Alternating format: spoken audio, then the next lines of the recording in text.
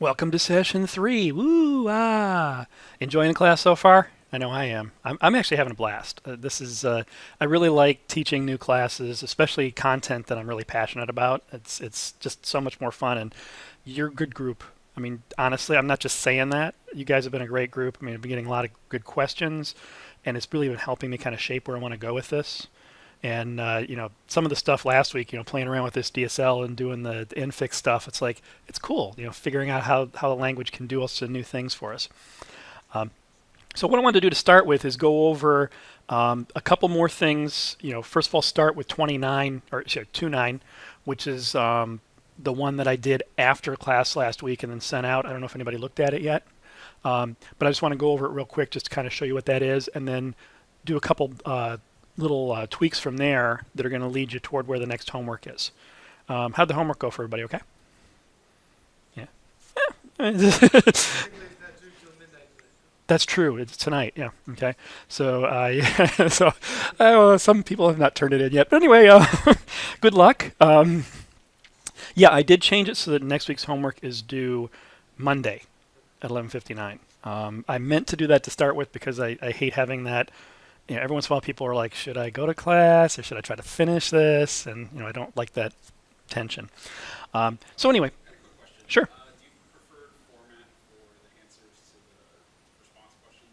A preferred format. Let's see.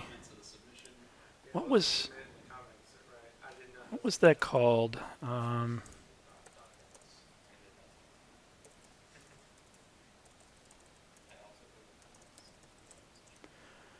Oh, I have no connection. Silly me. Let me hook up to my phone here.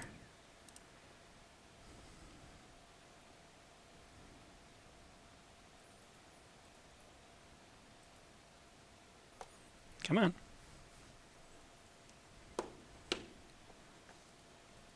Well, anyway, I was going to try to look up whatever that common paper format that everybody uses for professional writing.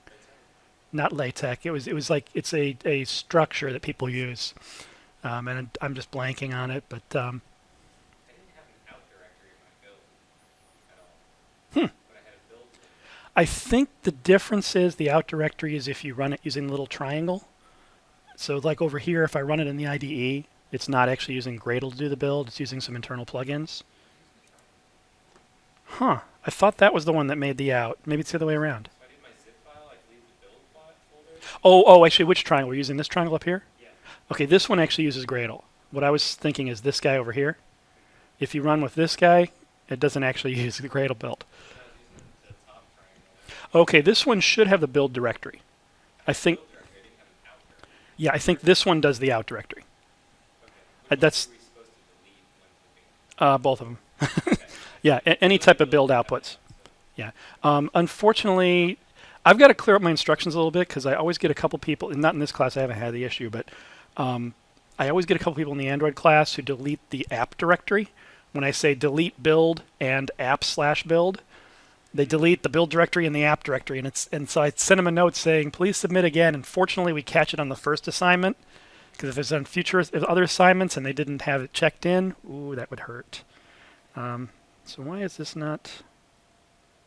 That's weird. Let me just try getting onto staff.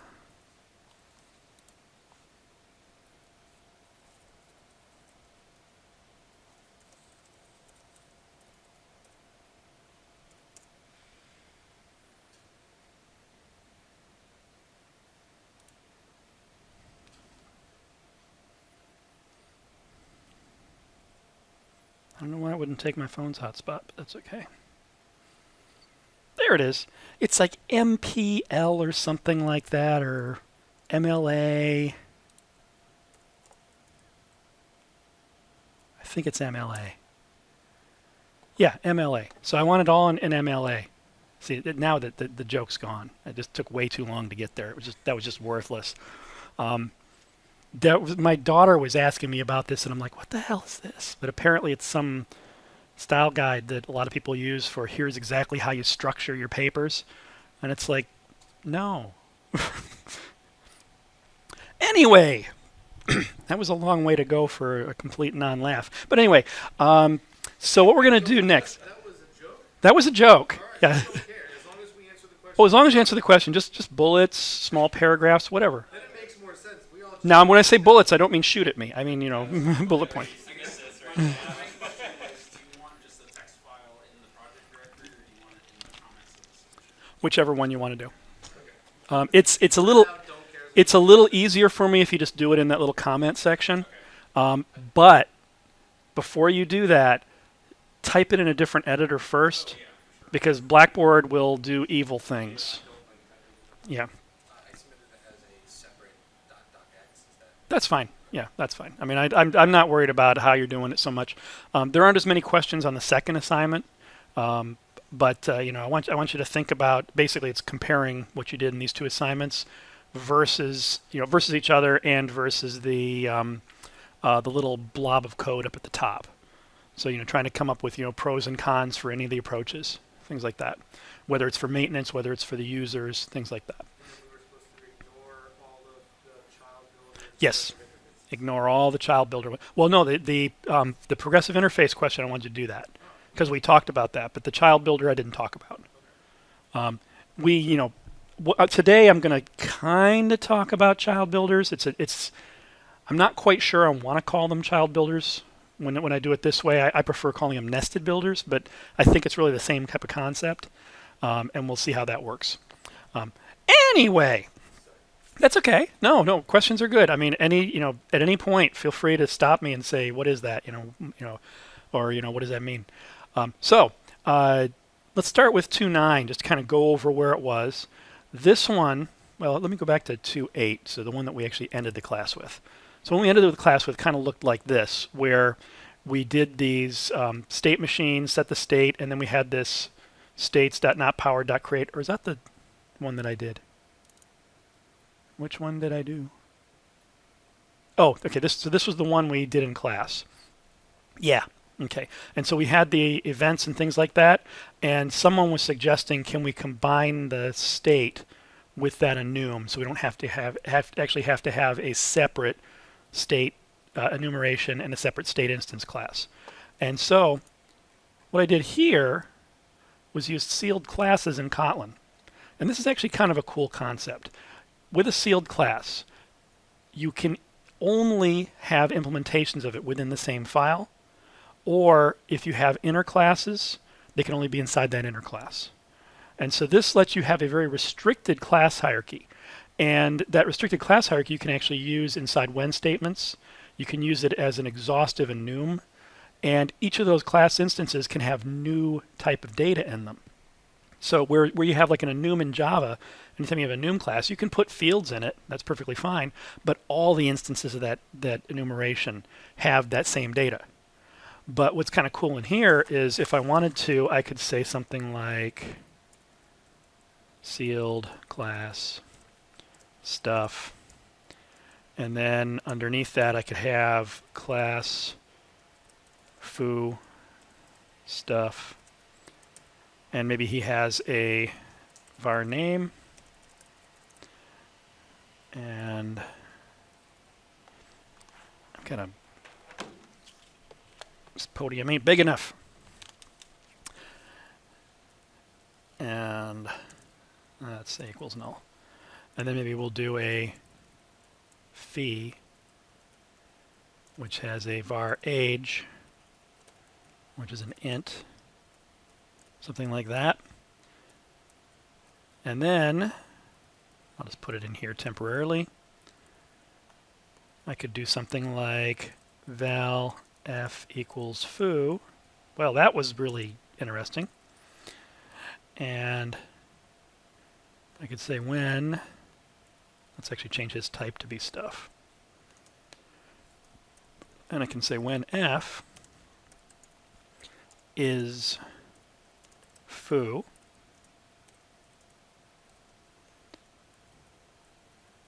let's try this.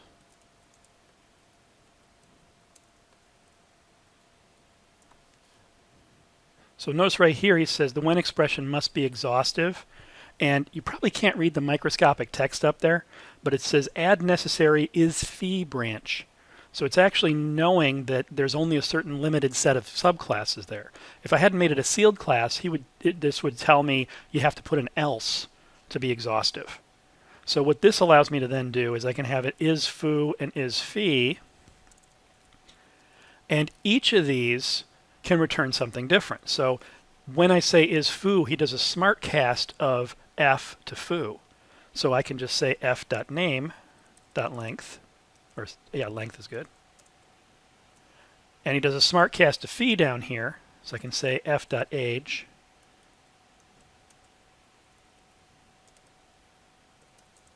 Something like that. And so what this has done for me is it gives me an exhaustive set of options, just like you would have for enumeration. And nobody outside this file can add to that class. So it's a really neat little feature. And I used it here to represent possible events and possible states because I wanted those to be limited strictly to whatever the type is. Comment that out. Let's come up here and comment him out. But yeah, the big difference there is that you essentially have enums where each individual type can have different data or different functions, which is really kind of cool. So up here, I'm not taking advantage of that. What I'm doing is I'm creating objects that implement that. So when you say object electric on, I'm basically creating an anonymous interclass here. And I'm giving it a variable name electric on. So if I refer to electric on anywhere here, I'm now talking about that specific instance of a subclass of my event. Same for electric off, same for clap.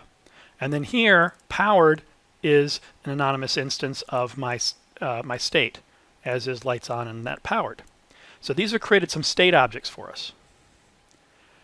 So now what I'm doing is I've changed this. You'll notice that now it doesn't say states.notPowered like it used to because it was the enum. I changed my transitions extension function to take in a state object and an initializer for the state. So it used to say create here, and I decided transitions was a more friendly name that actually sounded right there. So not powered states transitions are electric on goes to powered, which is exactly the same as it used to work. Powered transitions, electric off goes to not powered. The difference here is that now I don't have to say events dot electric on and events dot powered because these are essentially global variables. Okay, make sense? Okay, so this created a much more terse and I think much more readable version than this guy. You'll notice the difference in how much it expanded out. And it's just a lot more wordy. I had to put a lot more words in front of it. And those words really didn't buy me anything. Now on 29, yeah. So on 29 here, the difference is that these are polluting the global namespace. And by global, I mean within this package. Okay. So I've expanded my namespace instead of having it scoped underneath events and scoped underneath states. Okay, make sense? So trade-offs.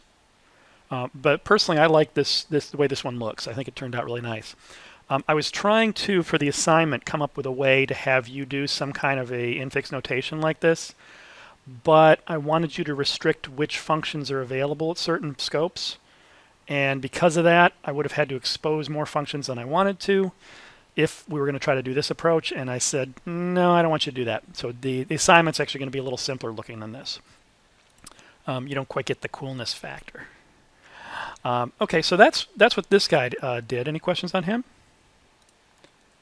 Okay, so now on DSL 210, this guy, I backed him off to more of a traditional Kotlin DSL approach here. This is what you're going to end up doing for your assignment, something that looks very much like this. These guys create a nested chain of builders. This version of it isn't quite as nice as the final version. The structure is going to look the same, but the way it's processed under the covers is a little different. You'll notice in some of our other examples, what he'd been doing is we were kind of building up the objects as we go. So as soon as we went into that state function, we created an instance of state. Down the line, we're going to get to a point where instead we're just going to kind of gather up builders, make a tree of builders, and then say go. And then the builders will do all the work at once and then give us our stuff.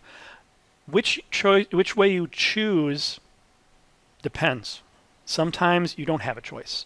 Sometimes you have to wait until you've defined everything before you can create any objects. The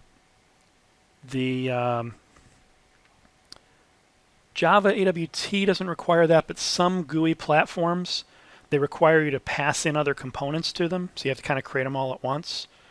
But Java is not an issue with that. Java, you can kind of build them up as you go. The difference is in Java is that all of those components are an abstraction layer on top of what's going on under the covers. So when you say create a new panel, it doesn't actually create a panel on the screen until it's time to display it. So essentially, all those objects in Java, JFrame, JPanel, button, whatever, all of those are essentially builders. They gather all the data that you tell them, and then once you say set visible true, they go through and actually realize themselves by creating instances of the underlying platform's GUI stuff. So AWT kind of works like what our last assignment, example is going to look like. But let's take a look at this example. So what we're doing inside here is I have this state machine function, state, and transition. Notice that there's no ends in sight. So this next assignment, you're not going to have an end, you're not going to have a show. It's all just going to happen within these scoping operators. So your state machine, he's going to be responsible for creating all the builders underneath and then doing the build and then making it visible on the screen. So let's take a look at how these guys work. So here's the state machine function. Notice that it's a global function in this file. This guy has to be available to wherever you're defining this. So I mean, he could have been defined inside states. He could have been defined outside states so that he's available to him. And we're following that same type of idiom. Function name, we're going to pass in an initializer, which is just going to be a lambda that takes no arguments and doesn't return a value, as an extension function on the builder that we're interested in. So you're going to see the same pattern over and over and over again. Once you get used to it, you're going to be typing it in your sleep. I hope not, because that would be a bad sign. So we have state machine. We're going to pass in that initializer, and he's going to return an actual state machine. So we're going to have him do our real, create the state machine and return it. That way we can just say val machine equals blup, and then machine handle da da da da da da. So we're going to create an instance of our builder, initialize it, and then have it do a build. This is typically what that top level builder function is going to look like. Create an instance of the builder, run the initializer, run the build. Okay. That's the top level one. The nested ones aren't going to automatically run that build. The build is going to trickle down from that top. So let's take a look at, here's our state builder. He looks pretty much the same as before. The difference is this transition function in here, which is that invocation for the nested builder. He's going to be creating a transition builder. Again, the same type of function set up here. We have don't take any arguments, don't return anything, make it an extension function on the transition builder. Create the builder, do the initializer. And then if there's other stuff you need to do, do some other stuff. So what I'm going to do inside here is, so why did I have him do a build in there? Huh. That's interesting that I had him do the build at that point. Well, no, that makes sense because it's the end of the function. What am I thinking? Yeah, he's the end. Well, the later ones will see the build trickle down. This one doesn't do the trickle down. So at the end of this function, once we do our initializer, that's set up all the nested crap. Let them do all their building. And then once they've done all their building, I'm going to go ahead and do my building. So set up my transitions. If there's an action, set up the action. Otherwise, don't do anything. Action in this case is optional. If I wanted it to be required, I could do Elvis throw some exception here.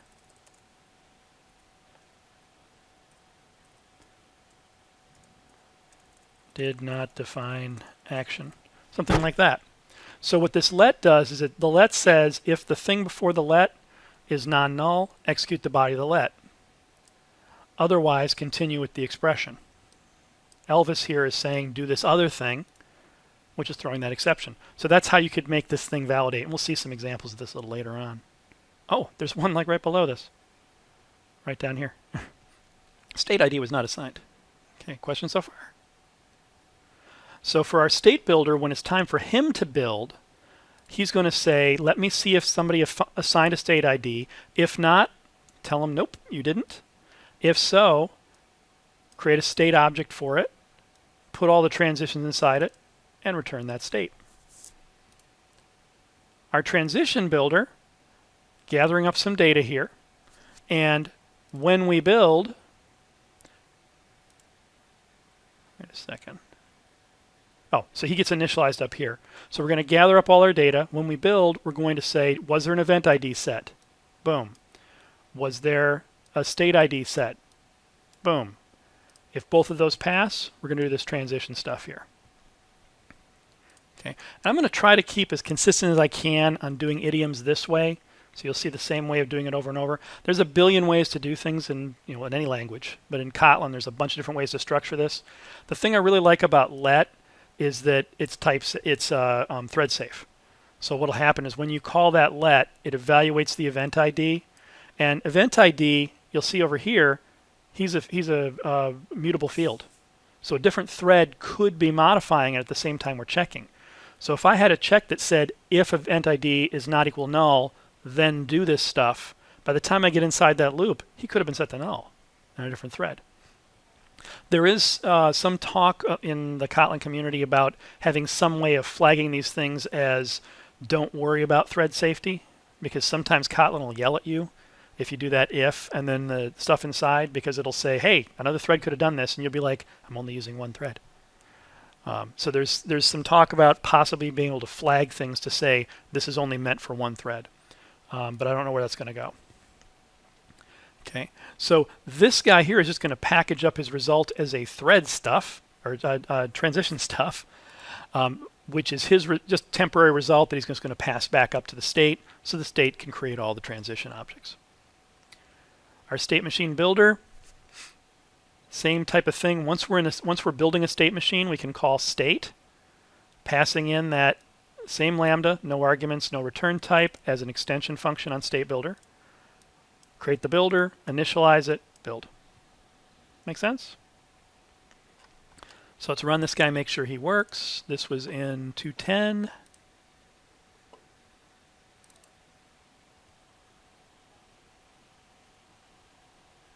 Do. 210 you said would model closely to what you want us to do. No, that's a little bit later on. That's, I think, 2.13 or 2.13. I'm not sure. We'll find out. So this all worked. I'm not sure how I want to pronounce it today. Okay, so that's that guy. Let's take a look at 2.11. I'm just going to pick as many different ways to say this. 211. So what I'm going to do here is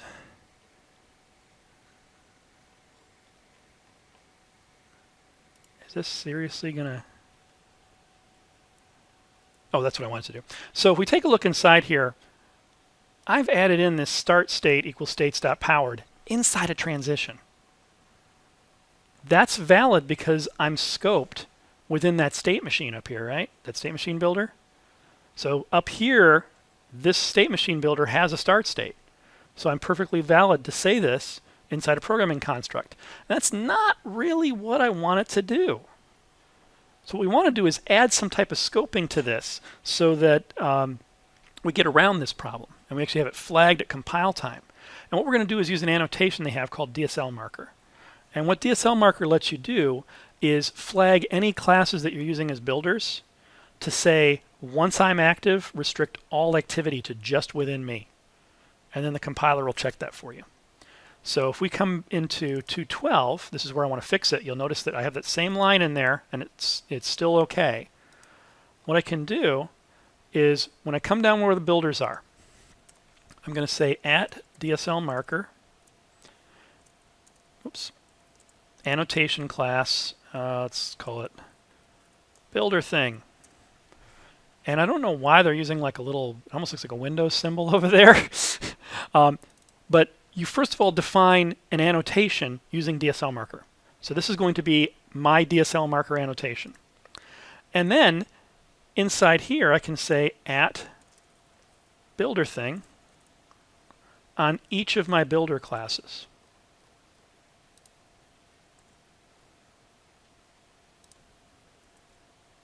Right there. And when I go up here, I now get that as an error. And he's saying, if I can read this little microscopic text here, can't be called in this context by implicit receiver. Use the explicit one if necessary. So I can explicitly escape out, but I can't do this explicit. Let's see, what does that look like if I do it? Is it going to let me? There. So I could say this at state machine, this scope up here, to get out if I really, really wanted to for some reason. But what we're trying to accomplish here is to protect us from making little accidental stupid things by putting something in the wrong spot, copy, paste errors, things like that. And so boom, now we have an error there. So a real nice little simple addition to try to help the scoping feel more like I'm really just building this little block here. Make some sense? Yes? So why do you have to rename your own annotation? Just like, I'm not sure. I think, and I haven't really played around with this enough, but I think you can actually define multiple DSL markers and use them as different subsets. So if you wanted to control the scoping a little bit more, you could say this outer one has this scope, this one has a different scope, and then this one has the same scope as the outer one, so don't go past that middle one. I think I've seen an example that does that. Let's try that. Let's try a builder thing 1, builder thing 2. And so at the top level, so for my state machine builder, I'm going to say builder 1. For state, let's say 2. And for transition, I'm going to go 1 again. So if this is doing what I think it does, then I should be able to do that assignment inside the state level, but not inside the transition level. So, well, I was wrong. Oh, actually, no, not inside the transition level. So if I move it up, yeah, so that actually did what I thought it was doing. So it just gives you a little more control to say which levels can kind of blend together and which levels are protected from each other. So I had seen an example like that, I don't know, about 3-4 weeks ago. And I thought that's what it was saying, but I hadn't tried it out. So thank you for forcing the issue.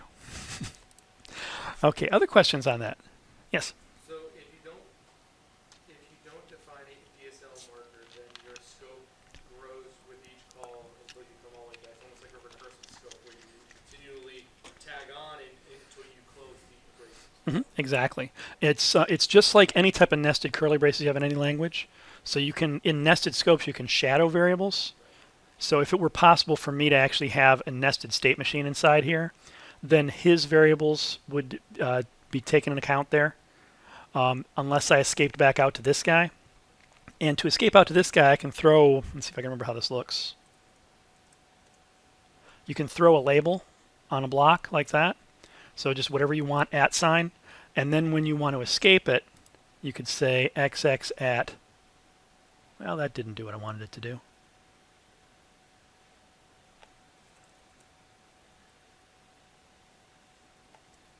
I don't think that's quite doing what I wanted to do either. Something like that. I'd have to look it up, but there's a way. Whoops. There is a way to use that. You can use it for breaking out of blocks. So you can use it for break and continue, which, by the way, I think break and continue were probably one of the best inventions in a programming language in a while. Not the best, but it's for at the Java level. Absolutely love them, as long as you don't go completely hog wild. Because I hate it when you have a loop with like this huge complex condition. Yeah. Is there not like a syntax for capture no variables in the Capture no variables in lambda. I don't think so. I haven't seen one. That's something I'd have to look for. Because one of the things that's nice about Kotlin is it has proper closures. So you actually are capturing the variables around you. Is there a syntax for turning off variable capture from external scopes in lambdas. I'll check on that because that would be very, very useful. Just to basically say, hey, don't let me do anything accidentally stupid. I mean, sometimes you want to do things with the closures, but okay, any other questions on this one? So let's see, what's the next one? 213, what did I do with that? Okay, so this is the one we're going to base our homework on. So see at the top here, the structure looks the same as before. Okay, we have the same kind of structure, and that's what I'm going to use for when you do your setup with your GUI. It's going to look something kind of like that. But I structured things a little differently here. What I wanted to do is, there were a lot, in most DSLs, this DSL is a little bit on the simple side, and there's not a whole lot of reuse. But in a lot of DSLs, you're going to have that, let me go back over to this guy. You're going to have blocks that look like this all over the place. And in a lot of DSLs, you may have a strict tree structure where you have, here's a guy who can contain other guys of the same type, basically. So you can have this recursive structure that can kind of grow and grow. And so you'll want to use the composite pattern there. How many people here know what the composite pattern is? Didn't think so. So anyway, you get a little bit of this and a little bit of, yeah, I know what it is. Let me bring some slides up here. Hello. Why are you not creating a slide for me? Composite pattern. It's a really simple pattern in the design pattern books. And the idea is you're going to have some superclass. Let me get rid of these guys over here. Bang. And yes, PowerPoint on the fly. That's what everybody wanted to see in this class. Yep. Hey, if the tool works for you. So this guy down here is the composite. And this guy, I'm just going to call him a thing. And I'm going to add in a little text box over here. It says 0 to n. So now it almost looks like UML. And I really should also add in, where's the little triangle? Something like that. So what's going on here is you start off with things that you want to contain in your structure, things that you want to work on. And you create a subclass of the thing that is a thing, obviously, and can contain 0 or more things inside of it. What the hell does this mean? I mean, this is probably what half of the UML diagrams look like in any given project on a Monday, Tuesday, or Wednesday. This lets you have a recursive data structure that you can call functions on and have those functions be delegated very easily. So if I had something kind of like, let me just create a new, no, not a new file, new Kotlin class. And let's call this composite. Now we'll just make it a file for right now. So I can say I have a class thing.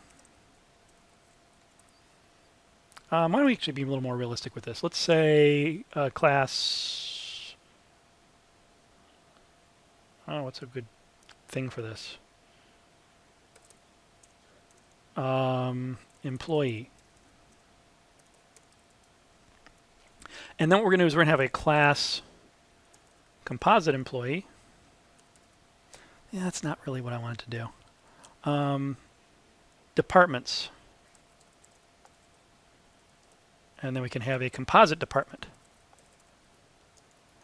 And in the composite department, I'm going to have val children equals mutable list of department, kind of like that.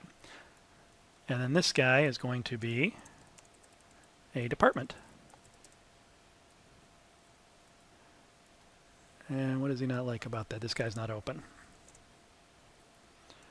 Okay, I'm going to make him open as well.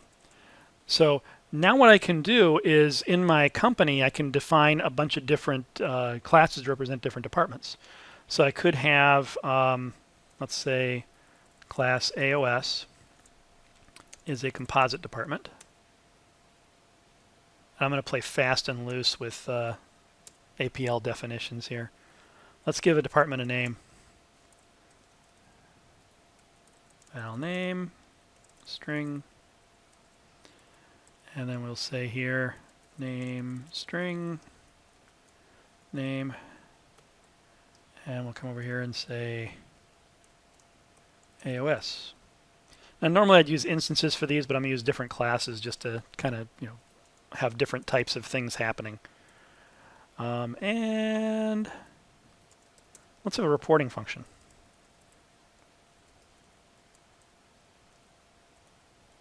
I'll just have it do nothing to start with. And then inside here I could have, I need to make that open. Curse you, Kotlin. I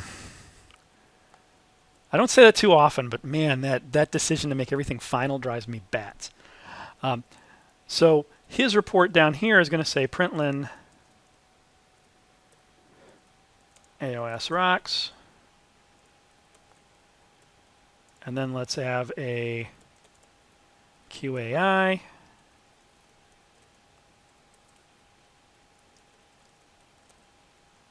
QAI rules. And we'll have, what's STD? No, that used to be STD. They keep changing these damn acronyms. What is the space department now? SES? So space exploration, right?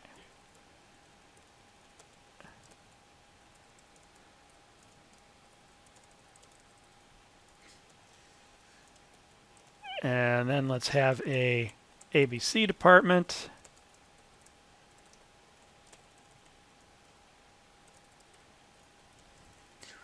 And a DEF department.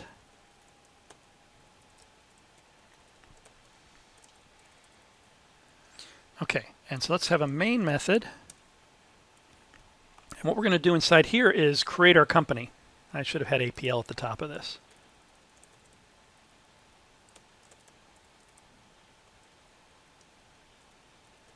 And let's see, so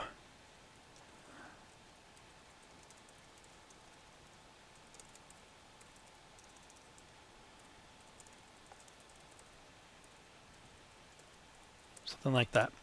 So then we'll come down here and let's say val APL equals APL.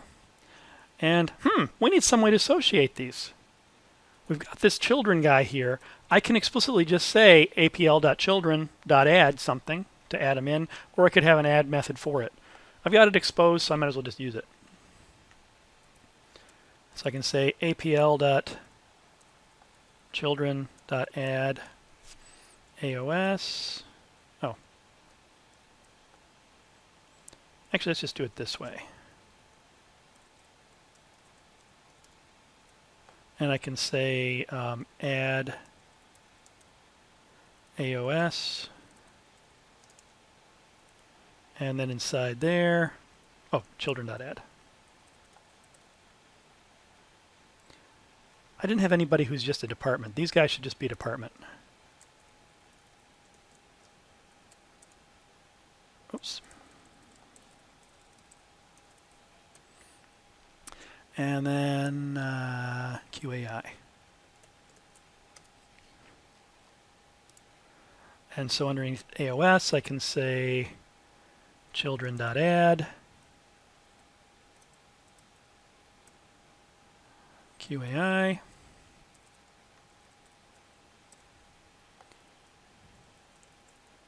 And then we'll add an SES over here with ABC and DEF. Is that all of them? I think that's all of them there. So I'm taking advantage of the apply function in Kotlin here to create an instance of something and then do something with that something and then return that something. So that allows me to do this while I'm doing my assignment. this almost looks like a little bit of a DSL itself, right? I mean, this basic structure, if you take a look at the implementation of apply, it's actually kind of similar to these builders that we've been creating. Except we're not doing any complex building. We're just saying, hey, pass the this in. So if I took a look at him, you'll see that he has that same structure of here's an initializer that applies to anything in the world. I'm passing that in. And then what I'm going to do is run that initializer and just return this at the end of it. And don't ask me what that contract stuff was. I haven't looked that up yet, so I have no clue. I'm sure there's just some extra checking to make sure that it doesn't conflict with something.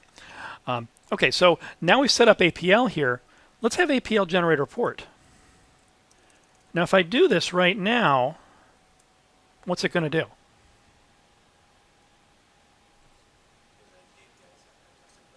It'll just say APL is a fantastic place to work, and that's it. Now, that's not what we want it to do, though. We want to have it run through everybody recursively, and then do that. It's a great place to work. So what I want to do is for each department, I want to have the composite department up here. I'm going to override that report method. And what I want to do inside here is say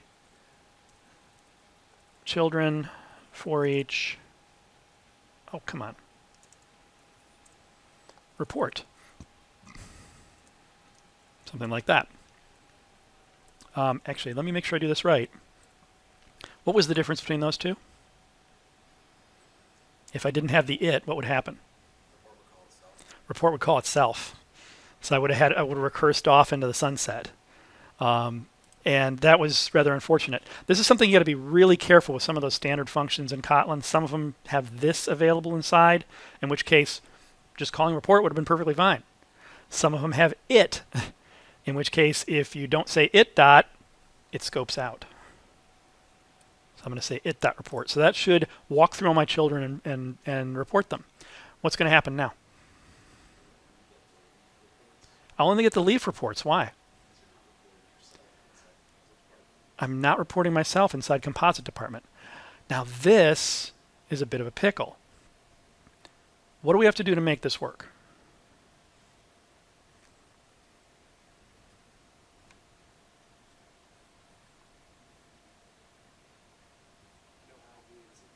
Okay, how would you do it in C++? Yep, we'd call the parent class report. So that's one way of approaching this. And the only negative on this is that you're relying on the person doing the right thing inside each of these classes. And so what we're going to do is here, we're going to say super.report inside each of these. And I missed one. Now for most of these guys, like the leaves, that's not going to do anything because super report is just empty, right? But we make that a consistent pattern for them to do their thing there. And hopefully everybody will do the same thing. But all it takes is one clown missing, right? Let's run this and see what it does. Where'd my main go? He's down here. And I think this is the one that's going to create that out directory. And, oh, dope. That's the other thing that kind of annoys me about this particular thing is that if you have any compiler errors, it always compiles the whole workspace. Yeah, exactly. It's like it's nice that you can use it for little examples like this, but yeah, any error anywhere, you're dead. There we go. So now it looks like we actually walked through everything there and did all the right thing. Question so far? How can we make it so it indents that tree?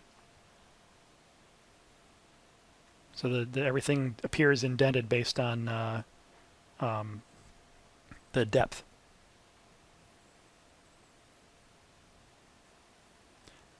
If we take a little modification to this, just pass in a string with indentation like that.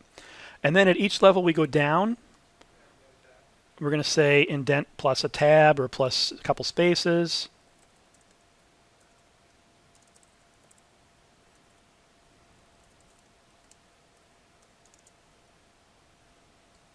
And he wants me to do it that way. Okay, if he insists. And then we'll take this, we'll put it in each spot here. Boom, boom, boom, boom. And then for each one of these guys, I'm just going to pass in the indent as is.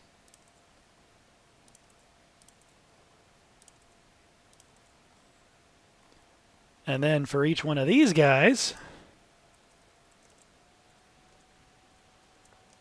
and I'm starting to get the feeling that I really am not too happy about trusting all my implementers to do the right thing here, right?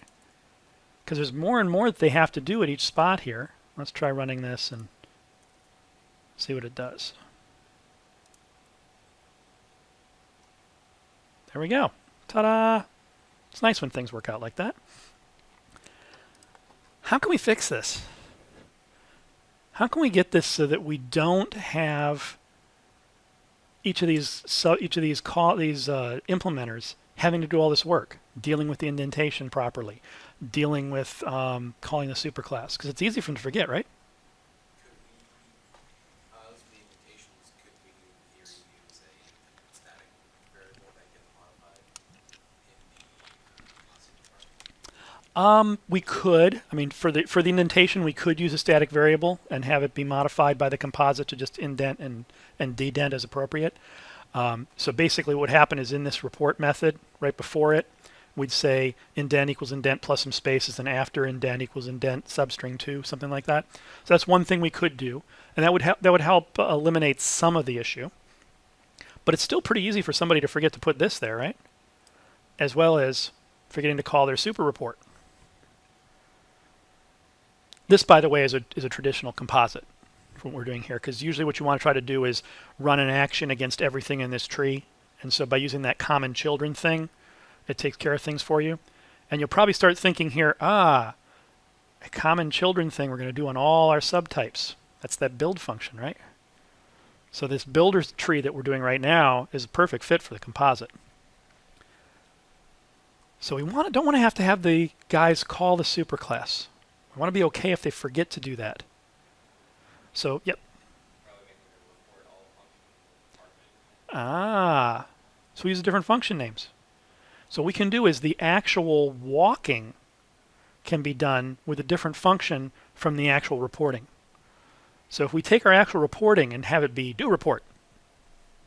I don't know why, but I always liked having that do report as opposed to report 0. I mean, some people, you'll see their way of saying, I've got an internal function that helps. By the way, you can have local functions in Kotlin. I'm not going to go there, but just it hit me, so I just wanted to mention it. Sometimes that's useful. But sometimes you'll see people have a function and then the kind of private implementation guts, they might have a 0 on the end or a do in front of it. That's really common if you have a recursive function, but you need a starter function to start with that sets up some data and then calls the recursive function. So what we're going to do here is if we ask a department to do a report, or if we ask a department or a composite department to do the actual report, we want the subclasses to just print out their information. Each of these guys, one of the things I forgot to do with these, I'm going to make them abstract. Now there's no abstract methods in here right now. What good is it saying abstract?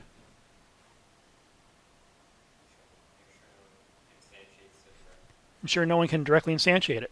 So somebody couldn't cheat and just say, oh, he wants to, I want to explicitly override this function. Not going to let him. So the first thing I want to do is make sure that each department has a do report function. And do report, I'm going to go ahead and make it abstract. So everybody has to implement it, no matter what. And do report's going to be the one that actually does the real printout of what the stuff is. And I can do this a couple ways. I could just say you're responsible for doing the report and then you put your own indentation in there. Or I could have a get report function that just grabs that value and then I print it. Let me do it that way. So I'm going to define my report function up here. I'm going to say, how do I want to do this?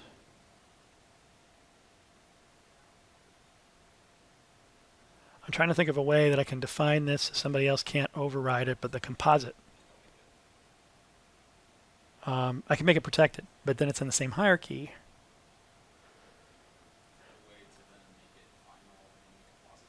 I can make it final here, but then if somebody overrides this, they can override it. Ooh, that's interesting. No. Well, let's roll with it for right now. Something might hit me, but I can't off the top of my head think of a way to stop them from overriding that if it's also available down here. So let's see what happens here. Let's say fun, report, indent, string. I'm going to change this guy. Instead of being do report, I'm going to have it be get report. Like that. And he's going to return a string. And my report up here, who has to be open, is going, because I'm going to override him in the subclass, is going to say println $indent $get report. Something like that. And so then down here, this one I'm definitely going to make final. I'm going to say for each of my children, call his report function, which is going to hit this guy or this guy. I also need to have it do the do report for myself. So let's do this thing up here. Boom, ba-da, ba-da, ba-da, ba-da, boom. Or I could just call super. Let me just call super.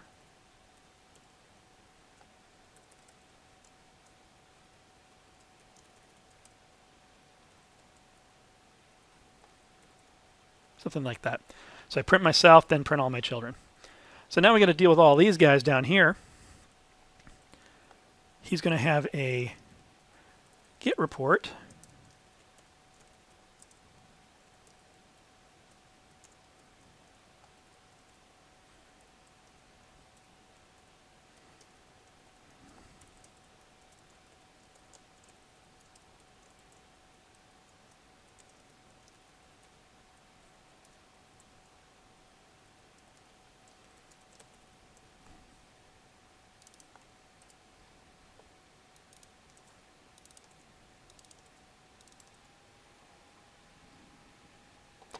And then I can just have each of those guys. Oh, let's try that again.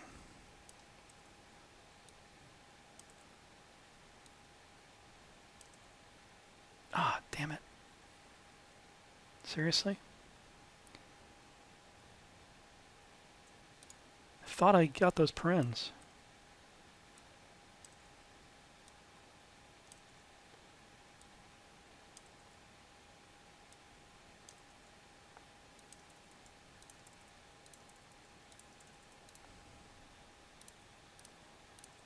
There we go. Shortens things up a bit too, right? So now report is a template method.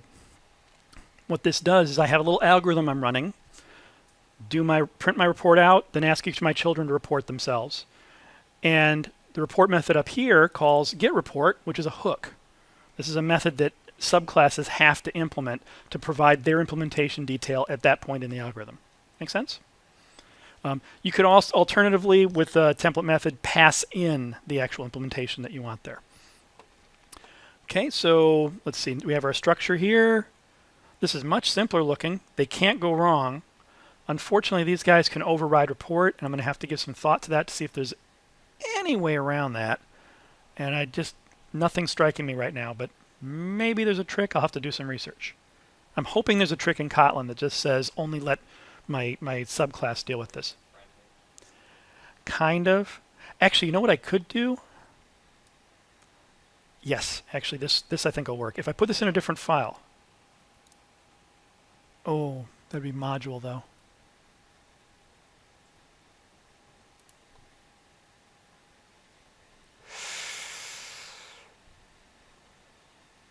I was going to try to use internal instead of public. There's an internal keyword, but that limits it to the module, which would be the entire thing.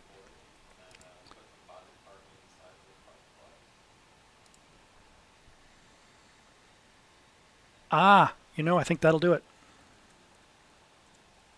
So if we put him up in there, Well, if we make report private, then we can't call it.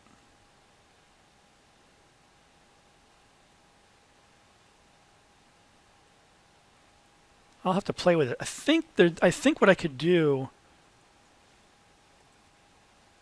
I got to check the internal keyword because I'm pretty sure it means inside the same module. So whatever module you're compiling all your stuff together with, basically the same source set. I'll have to take a look at that and see if I can figure it out.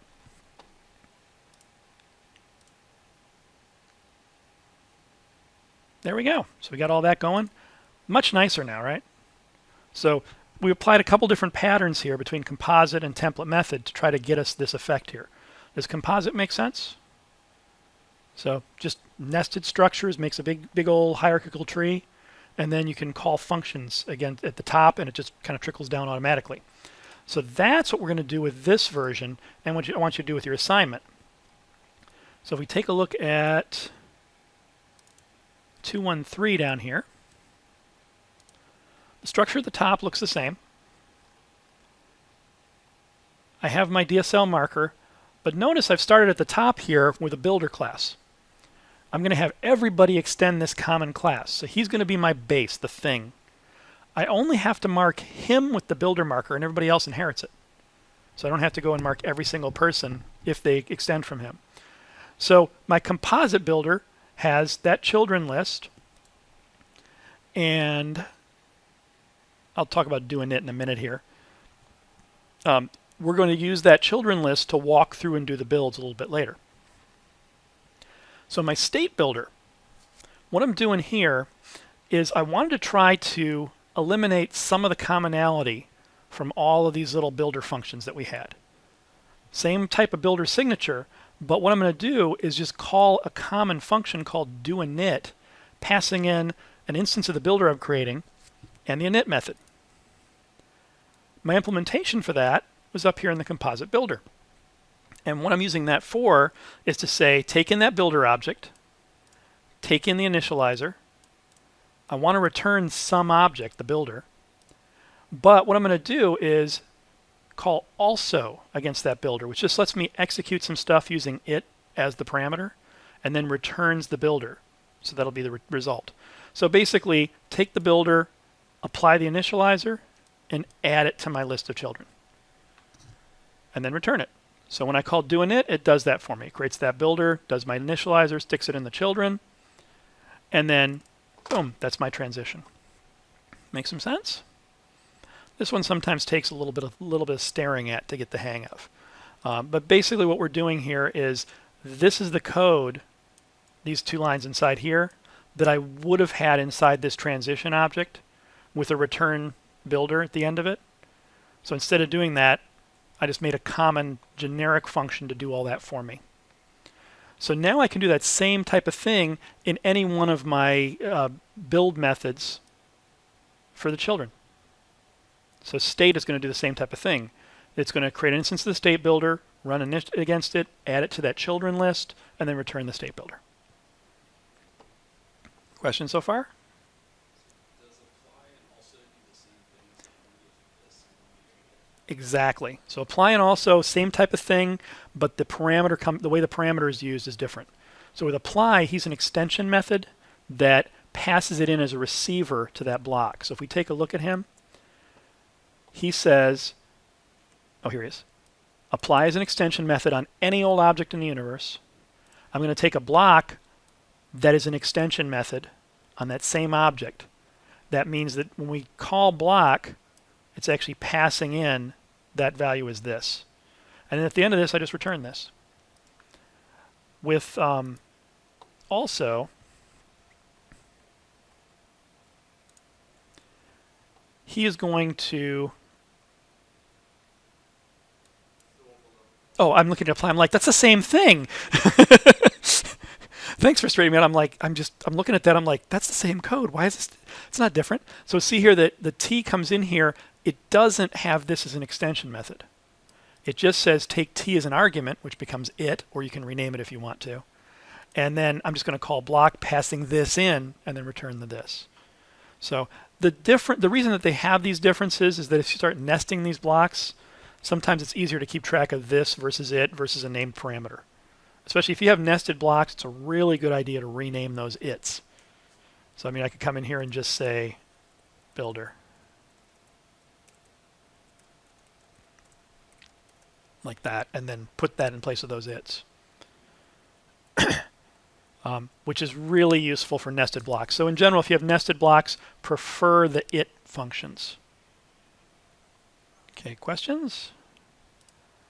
Okay, so and this is one of those things. I know this code looks like APL, a programming language. If you've ever seen that, it probably looks very Greek. These idioms you're going to see over and over and over again, especially with DSLs in Kotlin. Okay, so we're going to use that to do our builds there. And notice that these transition functions now, the only thing they're doing are gathering builders. So I'm creating that tree of builders. Starting off with my state machine builder at the top. He has the children, which has his state builders. They have children, which are the transition builders. So we're just gathering that structure. We do all the hard work in the build function. So the build function now has to go through those children, have them do their builds, and then figure out what to do with the data. Now you have to be a little careful here. If you only have one type of child, like in this example, we only have one type of child. State machine builder has states as children, states have transitions as children. Okay. In that case, it's pretty simple. And what I'm going to do here is say, let me create a list of my child results by taking all my children and asking each of them to do a build, and then I put that in a list. So, yep, .map just says for each one of my objects in this list, I want to create a new list, executing this function to create the new value. So think of it as you have a list of objects here, create a new one, and for each one of them, you're executing that function and dropping it in the new list. That's a mapping that we're creating. So child results is going to be a list that's the same length as children, but he's going to have the results of all their build calls. Then I'm going to take the child results, and I got to try to figure out what data I want to pull out of it. If you have a heterogeneous set, so if there's different types of objects, it's really important to do a filter like this. Pull out just the stuff you're interested in at each individual point, or walk through them all and have a when block that says if it's this type, do something. If it's that type, do something different. So in this case, what I'm going to do is I'm going to say, let me grab just the things that are transition stuff objects. This is for my state. So I'm just going to pull out the transition. Now in this case, this is unnecessary because that's everything. It also casts it to transition stuff. So now I can just say transitions for each, and I have a transition object. Here's where I'm doing all that setup. Set up my transition to the next state. If I have an action, set up that action state. At the end of all of this, note at the beginning I created my state to start with, right? At the end of all this, I just return the state. Boom, I'm done. So I'm building everything at the bottom here. Now this build here is going to recursively call the transition builders, which is this guy here. And what he's going to do is do those same checks we did before. Is my event ID non-null? Is my next state non-null? If they are null, throw those exceptions. And then create that transition stuff. That's all he does. He builds up that little object that he's using to pass on up. At the state machine build, I'm not sure why I have these in this order. I should have had this one first. The state machine builder, his build is going to say, if I have a start state, I'm going to go ahead and keep going. Otherwise, throw an exception. You didn't set that. I'm going to create my start state machine. I'm going to run all this stuff against that state machine here. I could have done the same type of code that I had before, var machine equals state machine parens, and then do this stuff inside there. Would have worked the same type of way. And the difference here, though, is that I'm just using this directly as a return code. So the end of the let, it's going to return that new state machine. So I didn't have to say var machine equals, and then at the end, return machine. So I'm going to assign my current state inside the state machine, walk through the children. Now this is the children of the builder. So it's the state machine itself doesn't have a children. So it's actually going to see this children outside of the builder level. Walk through each of them. Going to ask each one to do a build. And in this case, I know that all of my children are the same type. So at the point I do my actual build, I'm going to go ahead and cast it. I'm going to say make it a state. There is, by the way, a nice operator in Kotlin as question mark. Any guess at what that does? It allows it to be null. Well, it doesn't quite allow it to be null. It sets it null if it can't do the cast. So instead of throwing an exception, you just get a null back. That's really useful in some places. We're not using it here though. So I know they're all states. I'm just going to go ahead and cast them and do my state assignment. Make sense? Any questions? Okay, so this guy here is how I want you to do your assignment. We're not doing any of those extension functions for the special wordiness. We're just having these nested blocks like this. I want you to use these composite builders this way to get there. In your assignment, there's a few more pieces than this. And you have a heterogeneous structure. But think about the resulting objects. Every object that you're creating is going to be a component, a Java AWT component. That's the top level class for all of their widgets, views, whatever you want to call them. The components that can contain other classes are called composites. I'm sorry, containers. They're called containers in AWT.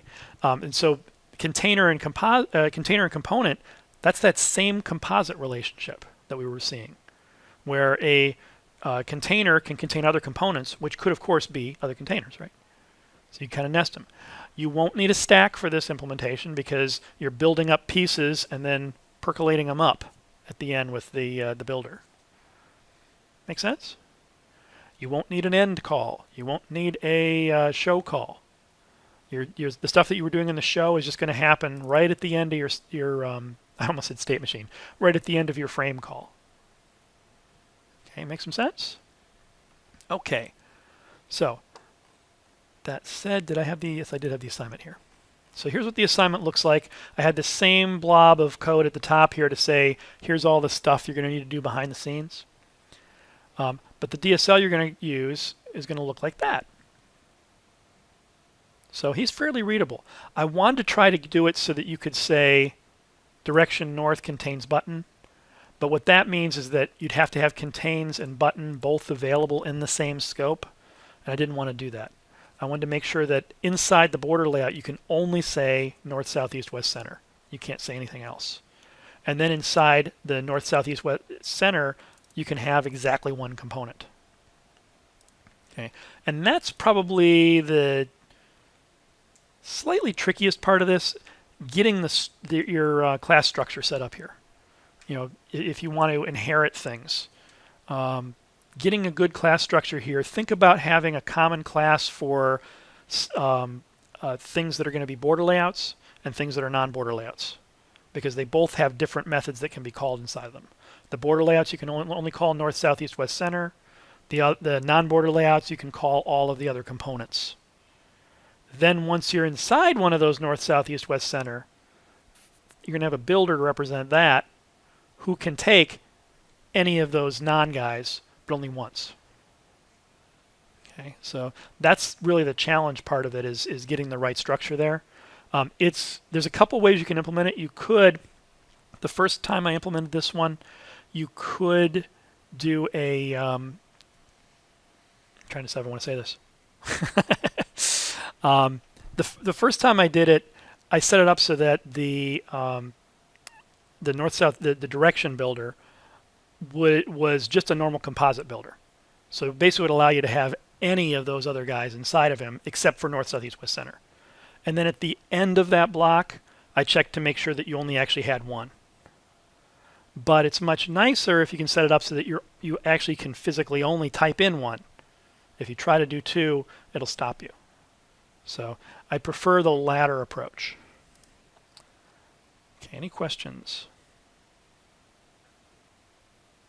So take a look at the assignment, play around with it a little bit. It should be there's going to be some similarities to what you did in the last one, but you know, if the last one went fine, you shouldn't have any trouble with this one. Okay, so that is all I want to talk about those guys. How are we doing on time? Let's go. Let's go and take a break. Let's start back up at 6 o'clock. So now we're going to talk about annotations, and I'm going to shift over to Java here, which is I'm a little rusty at times, so sometimes my fingers won't. Well, my fingers are horrible to start with, but I'm used to annotations in Java. I'm not used to them in Kotlin yet, so I haven't gone there. What we're going to talk about here is how annotations can be used to help tweak what your code looks like. It's a different way of thinking about DSLs. I probably wouldn't have thought about putting this in the class hadn't been for the fact that Fowler put it in his book. And he talks about these in different ways you can use them. Last night when I was prepping for this, I went back and found some videos I did for the Columbia, Maryland Java Users Group back in 2010. And a lot of what I'm doing here is actually based on that talk I gave back then, because it's been so long since I've talked about this. I needed to refresh myself. So anyway, basic idea of annotations. These are metadata. And actually, let me do this. Let me bring up a... Do they have like a Scratch file in here? I was just one I was just going to throw away. Scratch file. Text. Where's text? Plain text. No! No! So new Scratch file. Plain text. There we go. So annotations. It's metadata. Basically what we're doing is we're attaching extra data to our program to help us understand the program either as a reader, somebody reading the code, or as somebody who picks up a bytecode and wants to see, hey, there's some extra information in there like copyright statements. Or maybe at runtime, we want to pick up information and figure out what to do with it. You know, like JUnit, for example. You tag something with an @test annotation. Heat at runtimes takes a look at it, uses it. Or even at compile time for code generation. So today is going to be the first time we're going to touch on code generation a little bit here. And this is some really cool stuff. Let me first of all talk about what we had before annotations in Java. If we take a look over here, one of the things that we had as a tool before annotations were comments. And we can type in comments to say what something is, or maybe not necessarily say what something is because I made a typo. And this typo was intentional.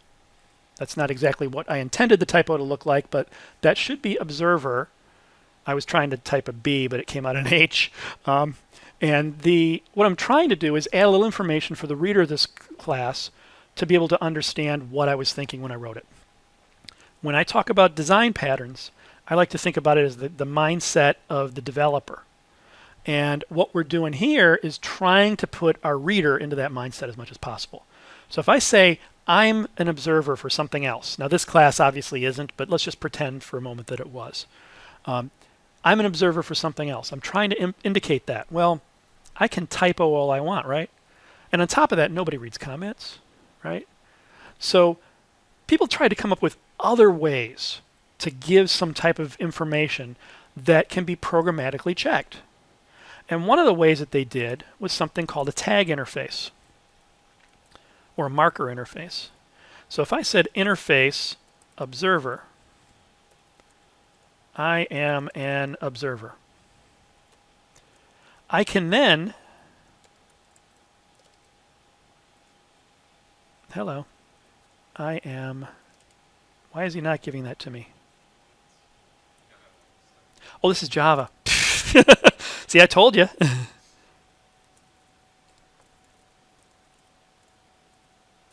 Oh, come on, fingers. There we go. I can do something like that, and I haven't added any programmatic significance to this. I'm just using it as a marker so that somebody can say, oh, hey, he's calling this out that I'm an observer. Maybe I should go look at what that is, and maybe there's some comments on that observer interface. So marker interfaces have that as a basic idea to start with. They're compile time checks, so I can't make a typo. We can now use an IDE to search for those things and find all implementations of it. Like if I come in here and hit F4, I can see all the guys who are marked as observers. So you get some programmatic help out of that as well for organizing your code. There are also some places where marker interfaces are used just for a programming API to validate that it's okay to do something. One of the most common places in Java is serializable. If we take a look at serializable, he's just a marker interface. He has no methods inside of him, no requirements levied on you, but the serialization routines will check to see, have you explicitly marked this thing as serializable? By doing this, we've added a little bit more data saying what we're legally allowed to do with something. Does that make sense? So that's fairly helpful. And these were a couple ways that we did things before annotations came into the picture. With annotations, we can explicitly add extra data. With serializable observer, I can't really add anything extra other than just that word. So if I went back to observer here, I can't add any little extra information in here, like saying, a date or something, 1966, 12, 15. I can't do something like that because it's just an interface, right? Maybe I want to have some extra information in there. That's where the annotations start coming in useful. So if I came up in here and I said, do I want to do it in the same file? I guess I'll do it in the same file. Can I do this one in the same file? Let's find out. So we will say at interface observer1. Boom. I have now defined an annotation type in Java. When you say at interface, this is an annotation. And to use this, I can just say @ observer1. Boom. And so I get a nice little thing marked in yellow there in front of this. It's again compile time checked, so I can't make a typo in it. I can also do that's the hierarchy search. I can do a search on this guy with a Control-G to see where he's used. Fairly nice there. But it gets even better. I can put data inside here. I could say string text. And then down here, notice that he turned red because I'm required to have some text inside there. So I say open paren text equals hello, whatever I want to put in there. Kind of nice. Now if I want that to be optional, I can come up here and say default nothing. And now that's completely optional. I can just go ahead and wipe it away if I want to, and even get rid of those parens. If I only have one parameter and I don't want to have to type text equals in there, I can just rename this guy to value. And then inside here, value is the default thing that shows up inside there as a parameter. Now we can scope this one to say where it's retented. Oh, we can set the retention on this to say where it's actually stored, or if it's stored at all. If I said at retention and went in here and just said source, this is not going to get stored in the class file, so it won't get loaded into the VM. It won't actually go through anywhere. If I come in here and let's see, view, show by, actually I need to compile this first. Let me run this just to make sure it gets compiled. And then I will do a show bytecode. And you can see up here, here's the actual interface definition. But down here, oh, I had him selected. I wanted to select foo. That's better. We'll see for foo here, I don't see observer showing up anywhere inside here. So it doesn't actually go into the bytecode. It's only there in the source. Now the compiler can see it. And we'll see later on how useful that is. But if I just said retention source, boom. I can limit where this can appear by saying target. And maybe I want to say, whoops, element type, which means I can only put it at the type level. I can't put it on methods. I can't put it on fields, anything like that. Now, if I change this instead of source to be class, and then I'll make sure this gets rebuilt, and view him. Now we'll see here, abstract at interface observer. Actually, I hit the wrong thing. Select it again. Grr. When I was playing around with this before, I had them in separate files. I knew I should have had them in separate files. There we go. So now if we take a look here, here's the definition of foo, and we'll see here, observer 1 is inside there and has a little comment saying it's invisible. This is not going to be loaded into the virtual machine. What that means is at runtime, I can't ask if it's marked observable. But the compiler will see it, and I will see it when I look at the bytecode. Now, let's take a look at what might actually really be useful to put in the bytecode itself. I could create a little guy here called copyright.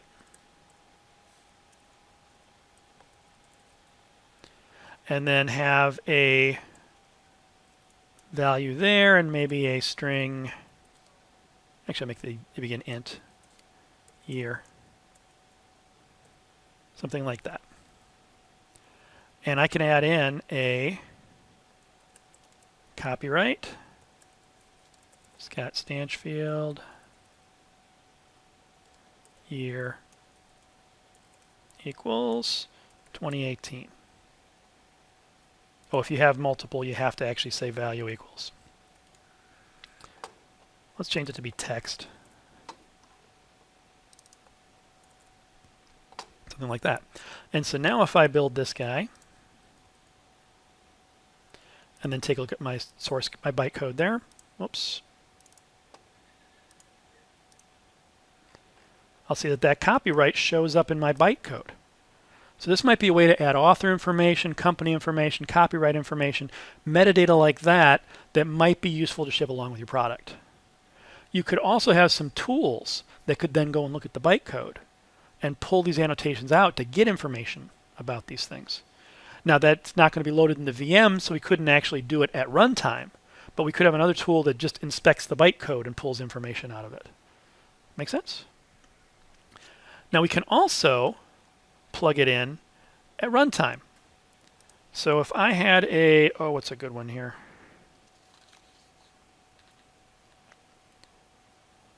Where was I going with this? Well, let's stick here for just 1 second. And let's take a look at a couple common annotations here. Actually, I have some code down here that I need that for. Let's take a look at what this class is doing. This class is basically a service registry.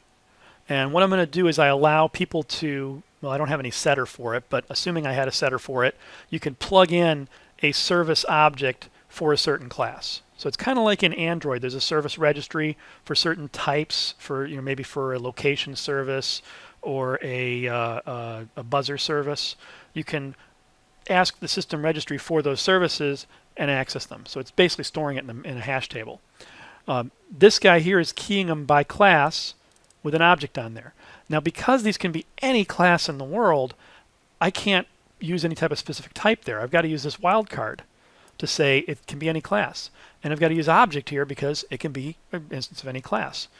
So when I try to get it out, I can pass in a typed type. I can pass in a typed parameter, but what I get out of here is just an object. And then I'm trying to cast it to T so that the caller can just say, hey, get, I don't know, foo.class out of there. And from his point of view, that'll be a foo. And I don't have to do any type of checking on the line there. But inside here, I've now got an unchecked cast. Because what it's saying is that that can be any type of object. There's no way for the compiler to know if that's an okay cast to do or not. So at this point, I want to add in a suppress warnings. Oh, come on. There we go. So I can add in a suppress warning at a bunch of different spots here. I can put it at the method, I can put it at the class level, wherever. The problem with this, whenever you say suppress warnings, you're suppressing all of those unchecked warnings and not just the one that you're interested in at that point. So if somebody else adds some other code inside here, their code is going to get covered by that suppress warning, even if what they're doing is legitimately bad. I mean, what I'm doing here is perfectly fine if I had a setter that said make sure that they match when I set them in. When I get it out, it's not a problem. But somebody else's code might be a problem. So what I really want to do is move that down. Oh, come on. That's what I get for hitting the Windows key instead of the Alt key. But then I have an issue here. That annotation can only be attached to a statement or a declaration. It can't be attached to just any old statement. So I'm going to need to split this guy up into a declaration and a return value. And boom, now I've scoped that suppress warnings very tight. And I like to mention this because be really careful with turning off compiler issues. Try to keep them as tight as you can to where the actual issue you're trying to suppress is. If you move it up to a method, or worse yet, move it to the class, you're really asking for trouble because it's going to hide whatever the types of things you do, especially if you did that. If you said suppress warnings all, you're not going to get squat. And I have seen some people who at the top of every one of their classes puts that in, and I want to slap them. Okay, so questions on that? What's that? That might be okay. Or this one here. That's my favorite, right? I love doing that for examples, and I actually really like doing that in unit tests because I let the unit test catch the error, which that's what I wanted to do anyway. Why should I have a try catch in there if I don't care about the exception value? Just let it percolate all the way up. So this is great for examples. Never do that in real life. Unless you have a top level exception handler, a thread level exception handler. If you set up a thread level exception handler, like what I do in my Android apps, I have it set up so that I have a default exception catcher that's associated with the threads. And what that does is if I get an exception anywhere, it percolates up to that, and then I can bring up a nice error screen for the user saying, hey, something hideous went wrong. And that way, if there's a block that I didn't explicitly catch, I still get caught at the top level. But I let it percolate up. Because, you know, if it's just a random error down in the bowels of the code, most of the time you can't do squat about it anyway. Checked exceptions suck. Okay, so we did that, that. So, we got him. Split him up. Deprecated is another useful one.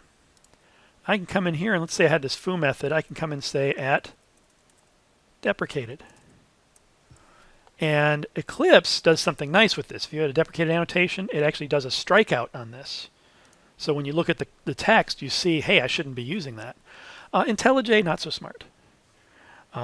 But this is something that was a little bit better than the alternative, which used to be in JavaDoc. When's the last time anybody wrote a JavaDoc, right? You can put a JavaDoc comment in there saying deprecated. But you could mistype that, right? And then it doesn't actually do what it was supposed to do. With the annotation, you can't mistype. So it's a very nice little thing there. It really, this kind of can help your readability for the users, but then it can also provide that extra information for compile and runtime. So what I want to try to do, what was this one here? Oh, I want to talk about override before I move any further. Override is a really important one. Let's say that I have a class, well, I have this foo class, this foo method inside foo. If I made a class here, phi, and I have him say extends, oh, come on, fingers, foo. And then inside here, I override foo. If I do the override that way, the IDE put the override in there for me, which is fantastic. And that annotation means I meant to override this. So if somebody's looking at this and says, oh, you typed the same method name, was that intentional? Or was it not intentional? Or maybe somebody in the superclass adds the same name in the superclass, And now you've overridden it. May not have been aware of that. If I don't put it in, notice I'm not getting an error or warning. That's a really good warning to turn on. Let's see if I can find it. I knew where it was in Eclipse.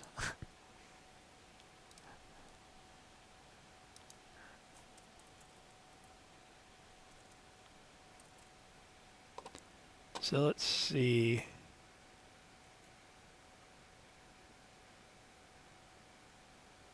I am not seeing.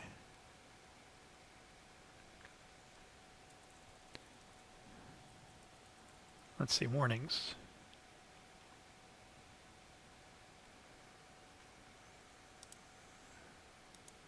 Is it just down here that I want to do this for? Huh.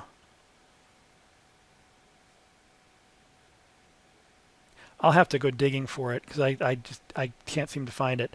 But there's an option somewhere where you can say make that either make it be ignored if you forgot to add override, or make it a warning, or make it an error even.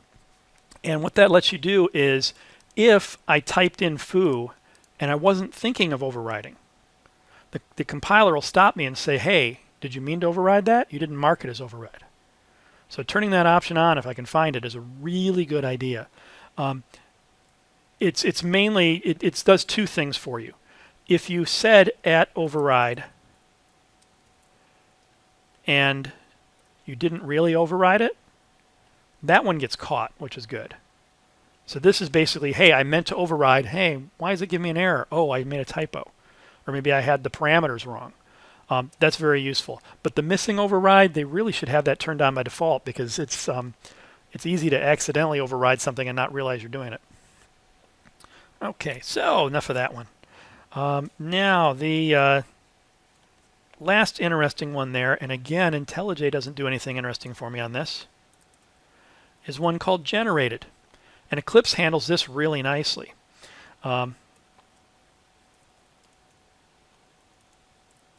Generated by Scott. This is one that's useful to put in generated code. And Eclipse, if it sees this, it'll actually block you from editing the file and bring up a little pop-up saying, hey, this is generated code. Do you really want to edit it? Which is fantastic because it's really easy when you're navigating through code doing control-click to jump into the build directory where there's some generated code and start editing, and then finally, maybe you realize, why does this keep reverting? It's because it's being regenerated over and over again. Having a comment like that is really useful, and there's actually a date field on there as well that you can put in to say when it was generated, and a comment to say, don't edit this because it's known to the state of California to kill baby seals. And that's a really useful little comment on there. And again, you can't get the typo wrong. The problem is IntelliJ doesn't do squat with it because I can come in here and just keep editing, and it's perfectly happy with that. At least I think it is. Let me just try bringing up that class again.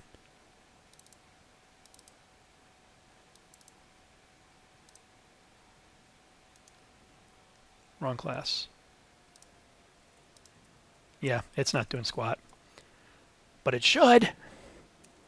Okay, so if you're generating code, I strongly recommend you put that on it, as well as a banner comment at the top. Maybe every 5 lines, a banner comment saying, don't edit this. Because if people edit your code, it's going to go away most likely. So let's see, I did that guy, I did the copyright. Let's write a little mini JUnit, just so you can kind of see how we can deal with this at runtime. So to start with,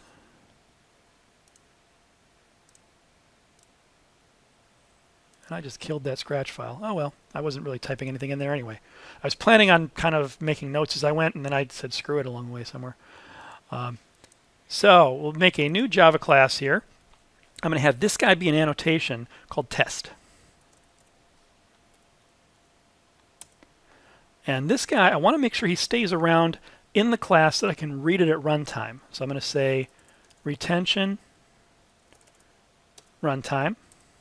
And I want this to apply to methods. So I'm going to say target method, just kind of like that. And I don't need any code inside of here. It's just going to mark these methods as test, at least for now. We'll come back later and add in an ordering option to it.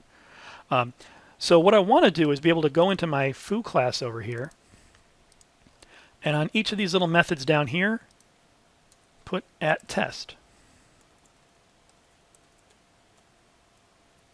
Kind of like that. Oops.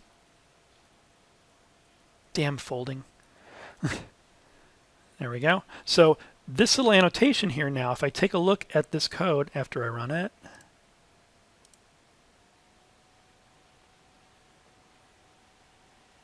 let's do a view bytecode.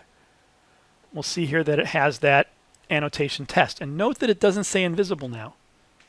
This is actually a decent bytecode viewer that they have as a plugin in IntelliJ. I don't know if the JetBrains guys wrote it or somebody else, but it actually shows you the right bytecode. But because it doesn't say invisible, that means that at runtime it's going to be loaded into the virtual machine, and I can actually query it. So let's write a test runner class.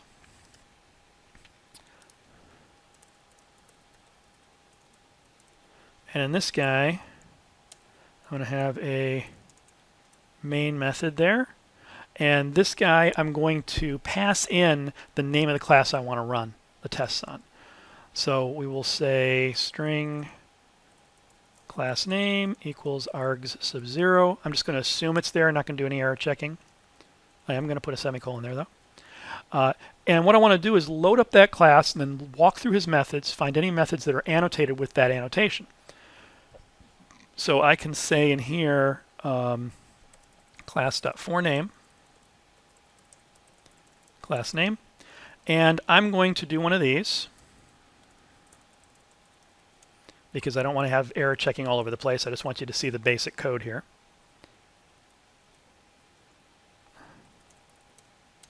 And then once I have that class object, class is metadata. How many people here have done reflection in Java before?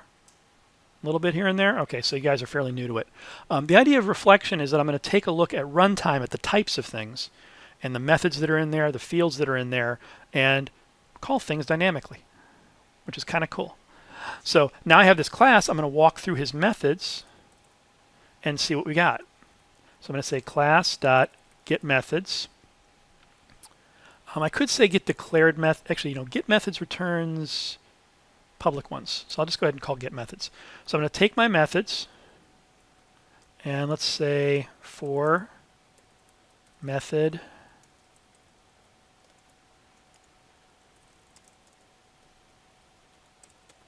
in that. And then once I have that method, I want to see if it's annotated. So I'm going to say method.getAnnotation, passing in test.class.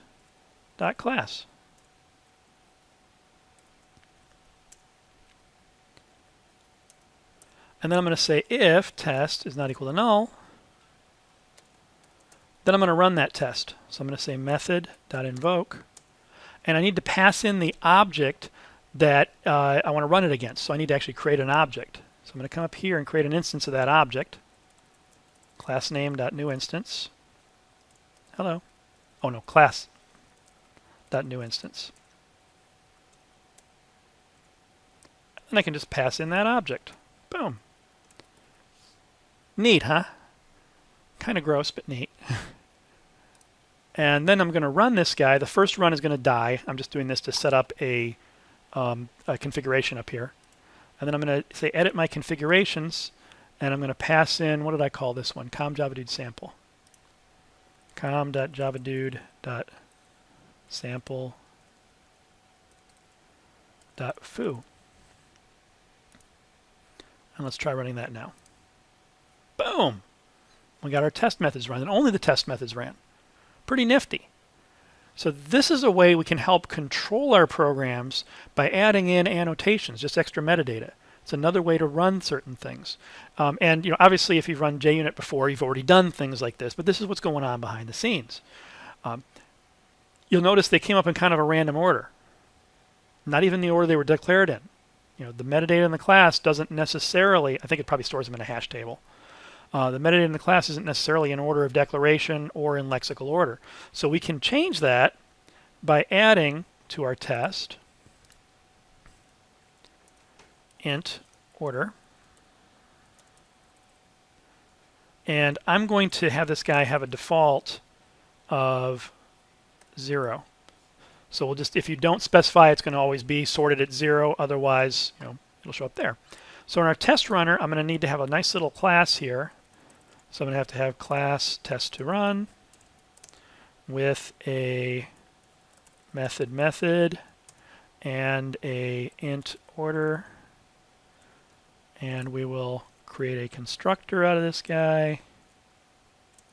There we go. And now instead of invoking at this point, I'm just going to create a test to run. Actually, let's create a little list here. So we'll say list test to run tests. Come on. Equals new array list. And then down here I can say tests dot add new test to run. I'm going to pass in that method and test dot order. Just kind of like that. And what is he not happy about there?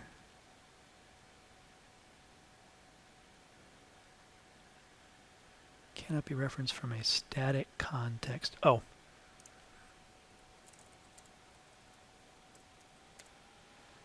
Because I'm in the static method here. And so now what I'm going to do is let's sort this guy. So I'll say tests.sort new comparator. And inside there I'm going to return if O1 is dot order is less than O2 dot order. Return -1.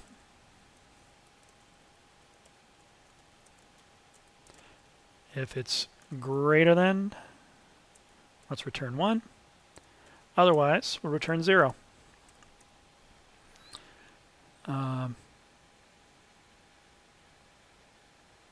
Oh, okay, that's interesting. I could have used that. Thank you for telling me after I wrote the code. So now we'll come up here, and after we've sorted it, we can say for test to run in tests. We'll say test to run dot method invoke passing in O. And now we should see them in the right order. Well, if we actually add the order to the if we don't add the order, it'll just be random still.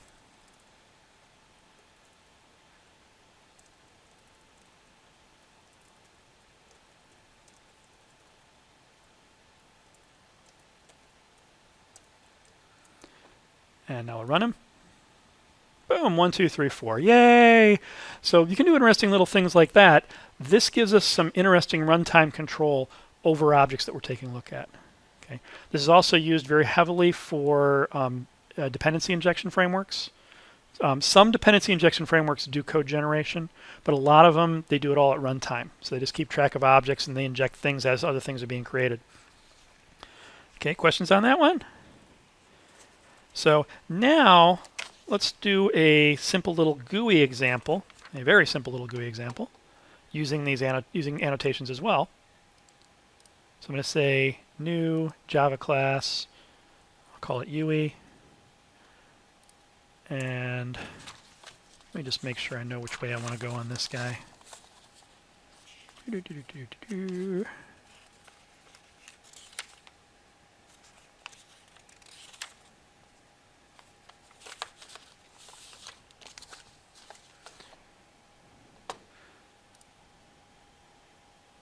I want to do this.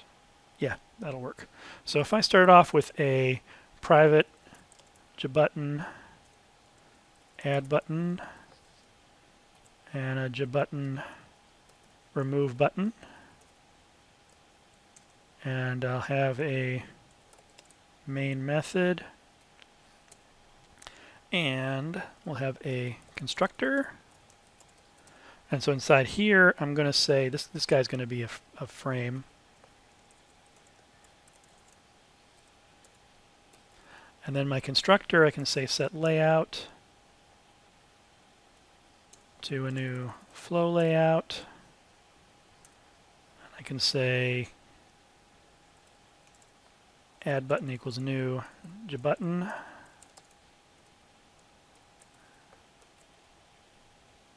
Where did I go? And same type of thing for remove button. Drives me nuts that this is sloped. There we go.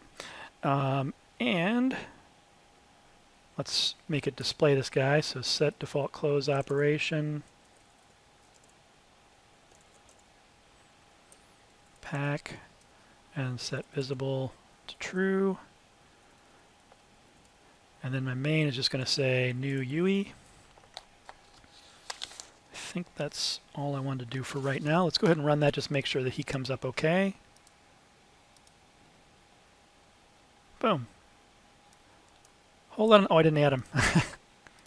That would help. Add button. And remove button. And now we'll run it. Okay, now the buttons don't do anything yet, but they're there. So things are appearing where they should appear. So now what I want to do is add an action to this. And normally what I do is say add button, whoops,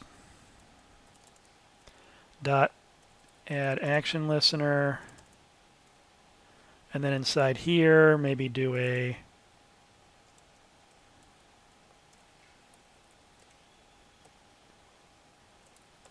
add pressed.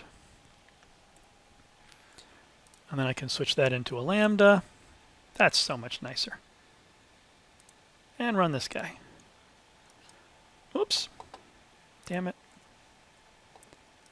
And then when I press it, boom, the add button's working. Yay. Now, this code here might be a little long-winded. Maybe I have another method that I want to call. So maybe there's a public... Come on. Public void add pressed. And then inside here, maybe I'll just do that same type of thing. System out println. My typing is getting worse by the second. Add pressed. And then I can say the same for remove pressed.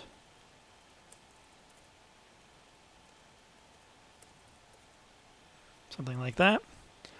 And change this guy to just be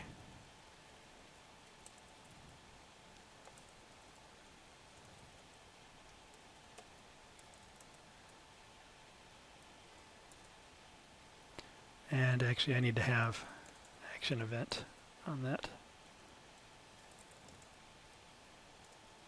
Something like that. So I could do something like that, and now if I run this, it'll only do it for the add button, but still works. Okay.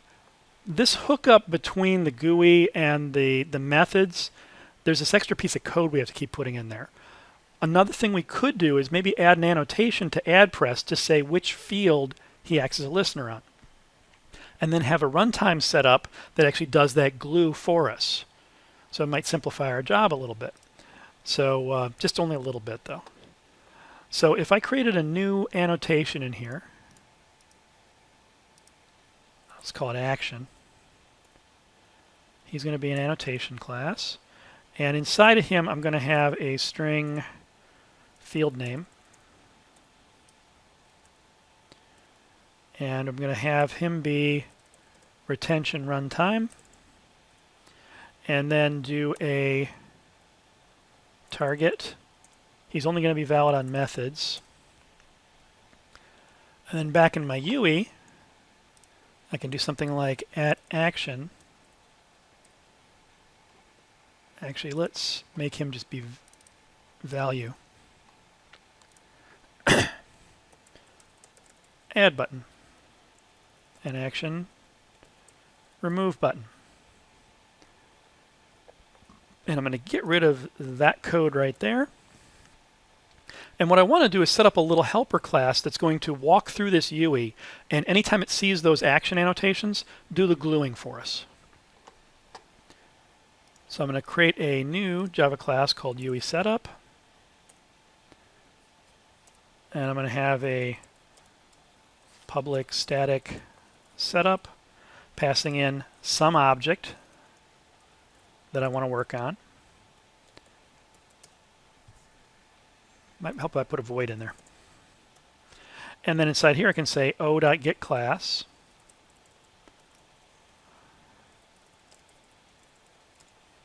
I really don't want to deal with the errors on this because these when you do reflection, there are tons of exceptions to catch. So I'm going to say get the class for O.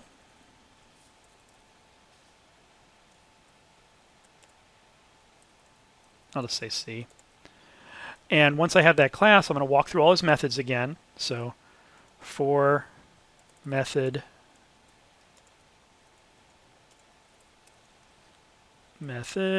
in C dot, I wanted methods, right? Yeah. Get methods. And then I just want to see is it annotated, so I can say method.getAnnotation.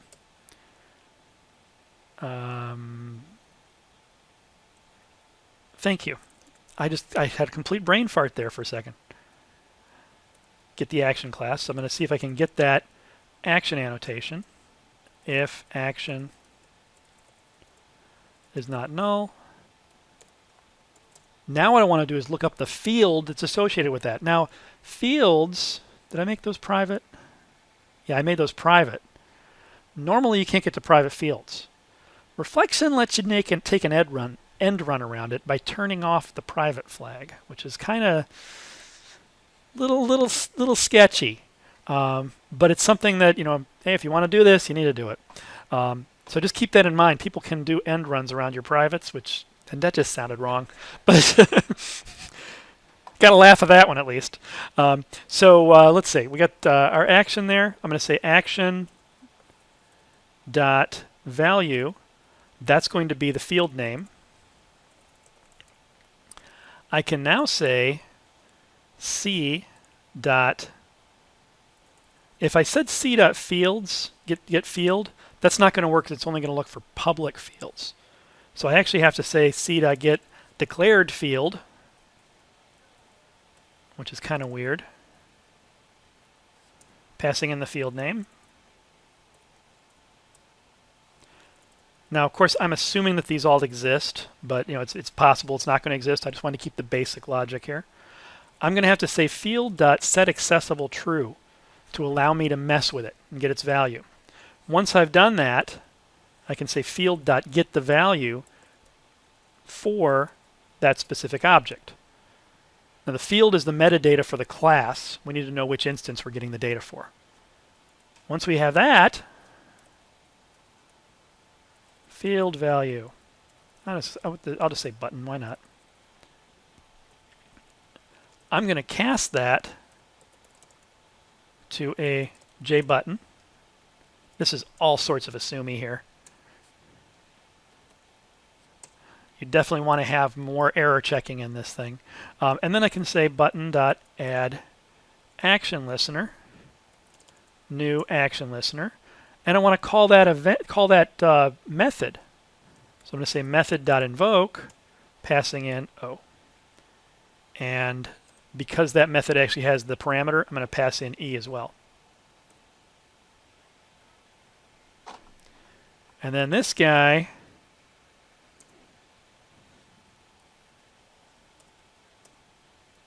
I don't have a whole lot of choice because he's a callback. So I'm going to say throw new runtime exception. Come on. Passing in E1. Something like that. Okay, so this should call that function. Now I'm of course just making tons of assumptions on this, but I just wanted to get you kind of the idea of what we're doing with this. So by doing that, I can go back to my UI, and before I do anything, say UI setup.setup this, which should do my gluing together. Oh. And up here. Oops. There we go. Propagate it all the way out. And now if I run this guy, add button, remove button, yay! All dynamically linked up. So there's some really interesting things you can do just with annotations. It's not a super specific DSL, and there's some interesting things you can do with it. The most interesting thing I've done with it, let's see if, I don't even know if, I know it doesn't work anymore, but because they changed the API since when I did it. Doesn't this site look awful? Let's see, Java Bean annotations. Ooh, that's ancient history. Wow, this looks awful. This I used to host it on Google Code. Let's go to this guy. Oh, it looks like crap now. Do I have some examples?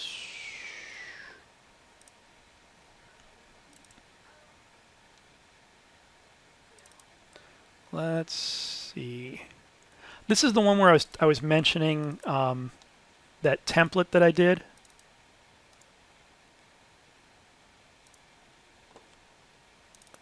So behind the scenes, this is a little template language that I wrote so that I could actually have the template be written in Java with some comments on the side that end up telling it if it should include or exclude those lines.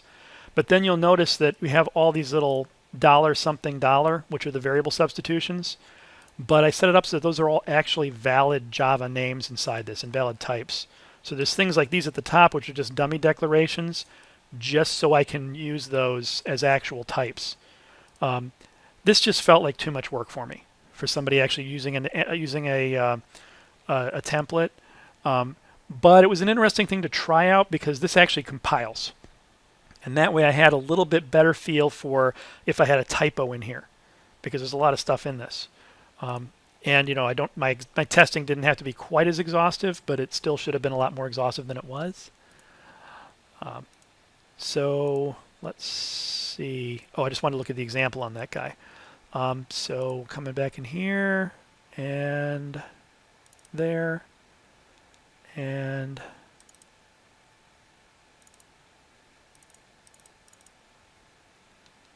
where did I have it? I had an example somewhere. Annotation sample, there we go. Yeah, let's look at person here. Actually, let's just bring them all up.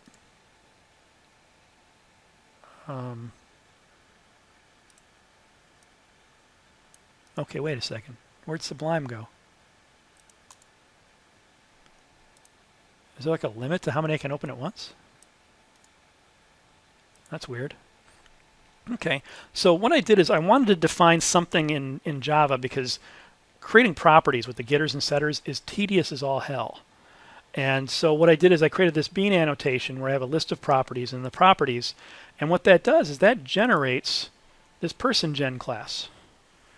And what I'm doing is using a pattern here called generation gap. I'm going to talk about that in a little bit. But I'm creating a superclass, which means inside here I have access to all these getters and setters that are created in that superclass for me. It gets a little bit more interesting. Where's one? This is actually one of my favorites. And what's really funny is a lot of these features I did are features that Kotlin supports now. So it's like I don't need this anymore because Kotlin has proper properties. Kotlin has interface delegation. A whole bunch of stuff that I did inside here, Kotlin does in the language itself. It's almost like they read my code. No. So inside here, what this is doing is this is saying that I want to implement iHotel agent, iCar agent, and iFlight agent by delegating to other class objects. So I'm going to create an instance of hotel agent impl. Wow, that looks weird the way that L is there. That's a weird lowercase l.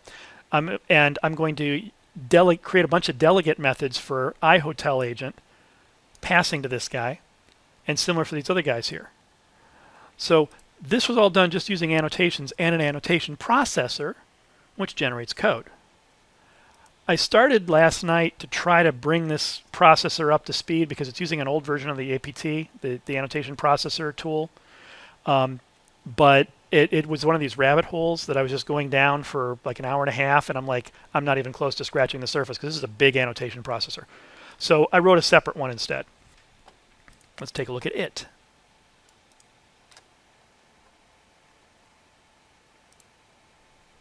So I wrote a very, very pared down version of this. If we take a look, well, first of all, let's start with annotations. And this is one of those ones that I would have walked through some of the code, but just getting an annotation processor working in Gradle took me about 5 hours last night. It was a miserable experience, and I'm running on about 2 hours of sleep right now. So here's just kind of a pared down version of that, where I have a bean annotation here that says I have an array of properties, and then a property annotation. Did I put a retention on that? Oh, I didn't put the retention or type on that guy.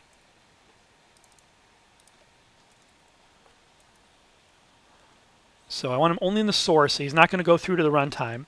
And this is going to be on the type. So he has properties. And property has just a name and a type in there. These guys are a pain in the butt when you're in a annotation processor. Because keep in mind, this is being run in the compiler. So it can't load your classes like it normally would load them in the VM because they haven't been compiled yet. So what they do is they create this crazy thing called a type mirror, which is basically a set of metadata about the class metadata that you have to try to navigate through, and it's a nightmare. But there's a nice hack that basically lets you try to get to it directly, and when it fails, you just look at the exception to see what the name of the class was. So it's a wonderful hack. Normally I don't like to recommend hacks, but this one saves a lot of code. So, and it's actually, unfortunately, the type mirror stuff isn't really reliable. It's only reliable when an exception is thrown, which is weird. So these are the two annotations I'm going to annotate things with. And I have in the sample,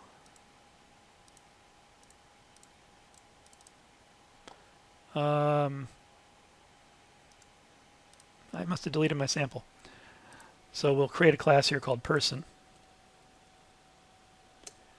And I'm going to start him off by saying @bean. And inside there, properties equals @property. Let's make this a list of them. And I'm going to say name equals name. Type equals string.class. And you're very limited on the types you can use in an annotation. It's basically primitives and strings and class objects.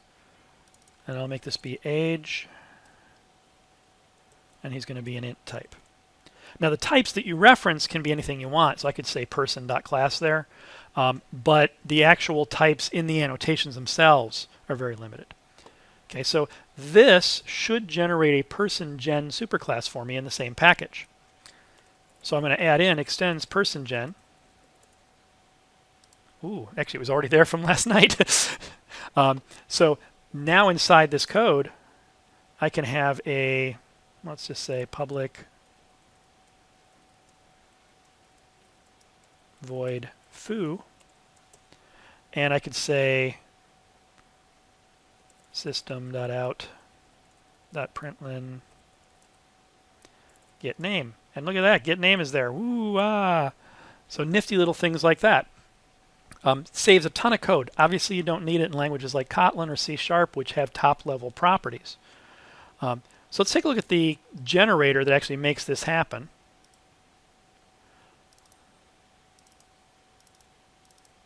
So we have this class called bean processor. And I wrote this one in Kotlin. You can actually write the processor in a different language, as long as it runs on the VM. So this guy is he extends abstract processor. And I added a little helper method in here to let me uppercase the first letter of a string. This one, of course, assumes that the string has at least 2 characters. Otherwise, it will die. But for this example, I was like, that's fine.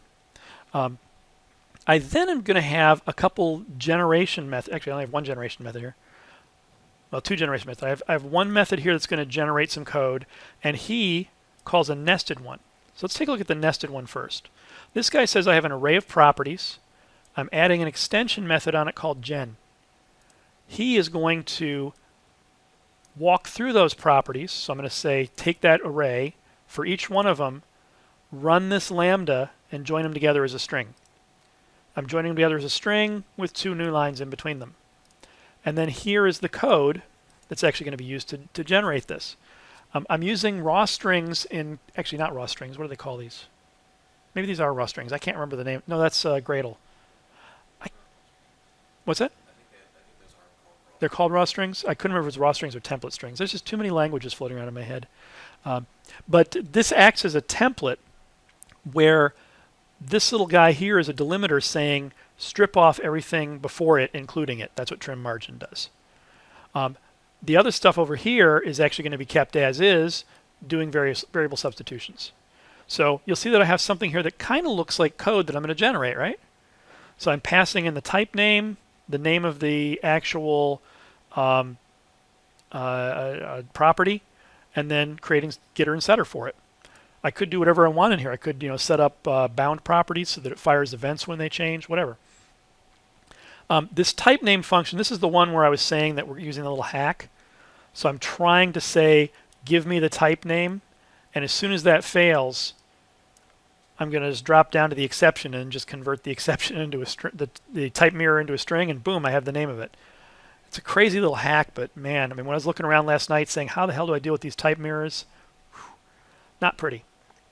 The process method is the thing that's going to be run on all of your classes that this guy handles.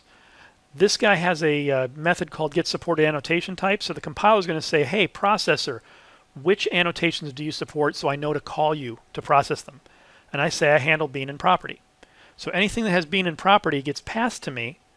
I'm going to walk through all the things annotated with bean, get that bean annotation, figure out the package name for it. So I'm going to actually take a look at my enclosing element, the package, and get its qualified name, and start generating code. Package name, element.simpleName with gen on the end, do my properties, I'm done.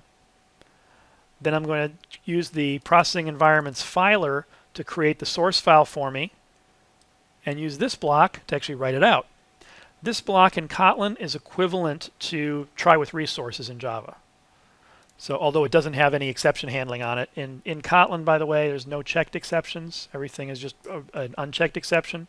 So they can just propagate up without you having to wrap them. So this guy is saying, I'm going to open this writer and call .use, which is saying close it automatically at the end. So that'll write out my code. That's it for this guy. Well, and I'm saying that I have to be at least Java 8 for this. I probably could have picked a lower version because I'm not using any Java 8 features. So that's my processor. The code to build it. So I had this set up as a multi-module project. So you'll see that I have annotations, bean processor, and sample. Those are my 3 modules. These are Gradle modules or sub-projects if you prefer. The top-level project says I'm going to include those 3 modules when I'm building. And the build.gradle at this level is basically setting up the defaults for the projects and where to look for plugins. So here's where I find my Gradle plugin, or my Kotlin Gradle plugin. The bean processor one, actually start with annotations. The annotation build guy is just a straight Java build. So he's just going to produce a jar with those 2 annotations in them. The annotation processor says that I'm going to depend on that annotations project. So it's going to take the resulting jar from that project and put it on my build path to make sure that I can actually load those and compile against it. Then I compile my annotation processor. Everything else in here is just normal. It's just creating a jar. The one difference in this guy is that I have a source main resources metainf/services JavaX annotation processing processor file, which has the name of my bean processor. This is when Java loads things up, it takes a look for this metainf directory /services inside the jar, and if it finds it, it opens up these files to say what types of services you're providing to the VM. In this case, I'm providing a annotation processor. And finally, the sample down here, he is going to include annotations as a dependency, so I can compile with those annotations. But as an APT, annotation processing tool, dependency is going to include the bean processor. So when APT wants to run to process annotations, he's going to load up that bean processor, find the service that's supported in there, load him as a processor, figure out what annotations he supports, and then run it against each thing. One little note on this. This bean processor, whenever it calls process, it passes in a thing called a round environment. You can have multiple rounds run. So as long as there's annotations present in the source or in the generated source, it's going to run another round again.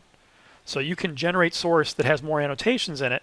For example, I started to write one where I had some annotations of my own that helped generate code for Room, which is a persistence library in Android. And he uses annotations. So I set it up so that it would take my annotations, generate a whole slew of code for Room, which would then go through the Room processor and generate another whole slew of code. So you can have annotation processors all the way down. Unfortunately, I wrote that annotation processor in Kotlin. And it turns out that the Kotlin annotation processing tool only runs one round. It can't run more than one round yet. So I completely lost that battle. I was generating some wonderful code, but then nothing happened to it. I'm like, curses. I probably could have broken it up into an extra set of modules in my build. So I do one build here and then take those and process them again. But that would have been a pain in the butt. So when I run this guy and compile him, which one were they doing? Sample. I think I had... That's an ant build. I don't want that. I want the Gradle build.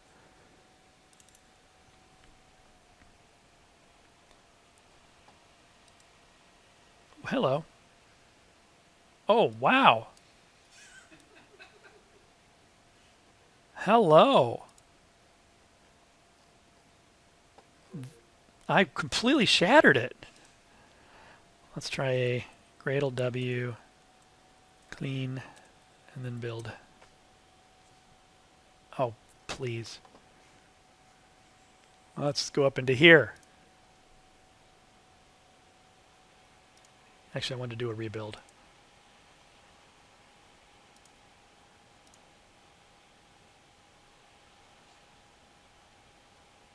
I know I have Java Helm set. I don't know what it's complaining about. Okay, let's try that one more time here. Wow!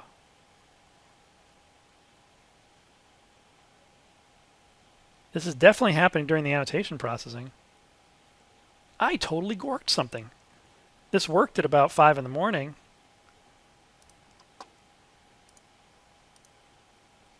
That is interesting. I don't know why that's... Did I?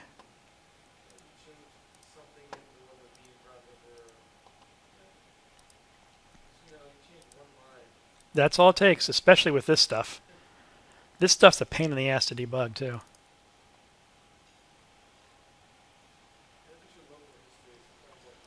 Yeah.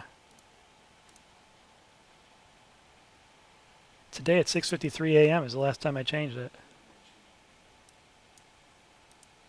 Huh. Well, that sucks. And I think the clean hit, so that now if I take a look at this guy...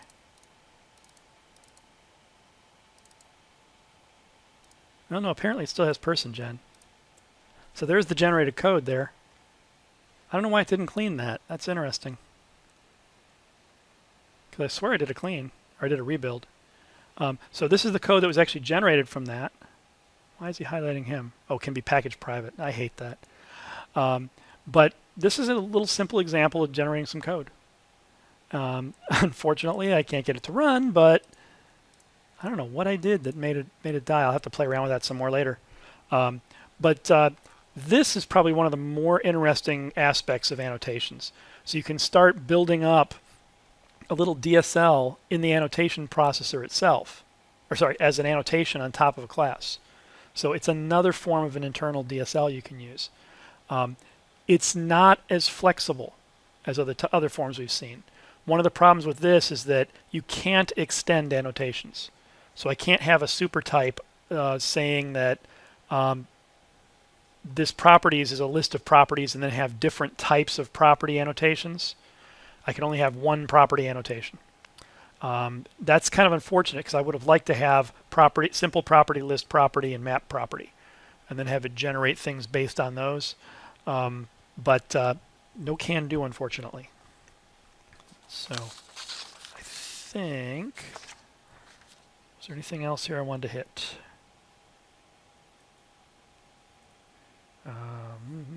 Just trying to read my chicken scratchings here. I think I hit everything I wanted to hit. Okay. Any questions on anything we covered? Questions on the homework? Okay. Going back to the action annotation, Sure. is there a way to do compile time checking on the method signature? So how can we do compile time checking on the method signature? Oh, so you mean for the Like, the value that was inside there? Unfortunately not. So if I come back into, that was in UE, right?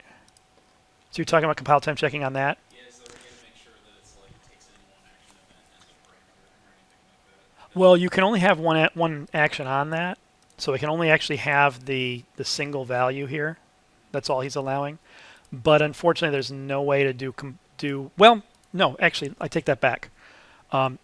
If we set up an annotation processor on this, we can have the annotation processor at compile time do a check to say, make sure there's a field that has that name in it. No, not the button name, but the actual method itself to make sure it's a void. Oh, yeah. That takes an action. That takes an action, yeah. So that would be another thing. We could have an annotation processor that does that validation for us. And so he would just, in the processor, kind of like this guy here, instead of generating code, and this is a lot of annotation processors do this, like processors for at not null and things like that. They do a lot more to try to figure out, if something's nullable. What you could do inside here is instead of having this guy generate code in his process, he could take a look at that annotation, look at the method, make sure that the method has the right signature. And that would actually be a really good thing here. And then you could just pop up a message. Inside here, you could say processing environment dot messenger dot print message kind dot error some message and then some declaration object that you had passed in. So if I had like one of these elements, if I said bean, that's not, I thought it was the element that did it. Required element. Oh, it's not bean, it's element. So element represents the spot in the code where it actually had that annotation. So this would actually put the error message right at that spot for us. And so we get a nice error message out of it. This would be a place where you could use that combination of runtime checking and compile time checking. So at runtime is when it actually does the stuff, but compile time does some extra validation. And that would be really useful. You could also, it'd probably be simpler to put it in a lint tool because there's ways to write custom lint rules. I've been struggling with that in Android, trying to get some custom lint checks for things. Those are almost as hard to write as the bean processor as far as getting it to build in the environment properly. So I've been having a little issue there, but that would be simpler than this by a little bit. But yeah, it's a good point. So definitely, if you have something where you're making assumptions, the more you can push those to compile time, the better you're going to do. And there's nothing wrong with having a bean processor that's just there for validation, annotation processor that's just there for validation. Okay, any other questions? Yeah. So I know when I was trying to prevent users from doing things like that, I would auto-generate code that was text template snippets, so they just use it as snippets in the IDE, get something type. Ah, definitely, that's a good idea. Yeah, there's so many different types of approaches you can take on these things. And annotations, I used to be really into annotation processing. I mean, if you saw how big that damn processor was, it was huge. And it saved me a ton of work. But then they changed the annotation processing API, and I never got around to fixing it because it was a lot of work. And now with Kotlin, I'm like, I don't need it. It's like this language is fantastic. But this gives you some ideas of things you can do. And we'll get into some other types of code generation that are a lot simpler than this. Any other questions? Okay, well, have a great week. And the homework's due for Monday. Monday at midnight. Well, Monday, I like to say 11:59 because midnight's ambiguous. Okay.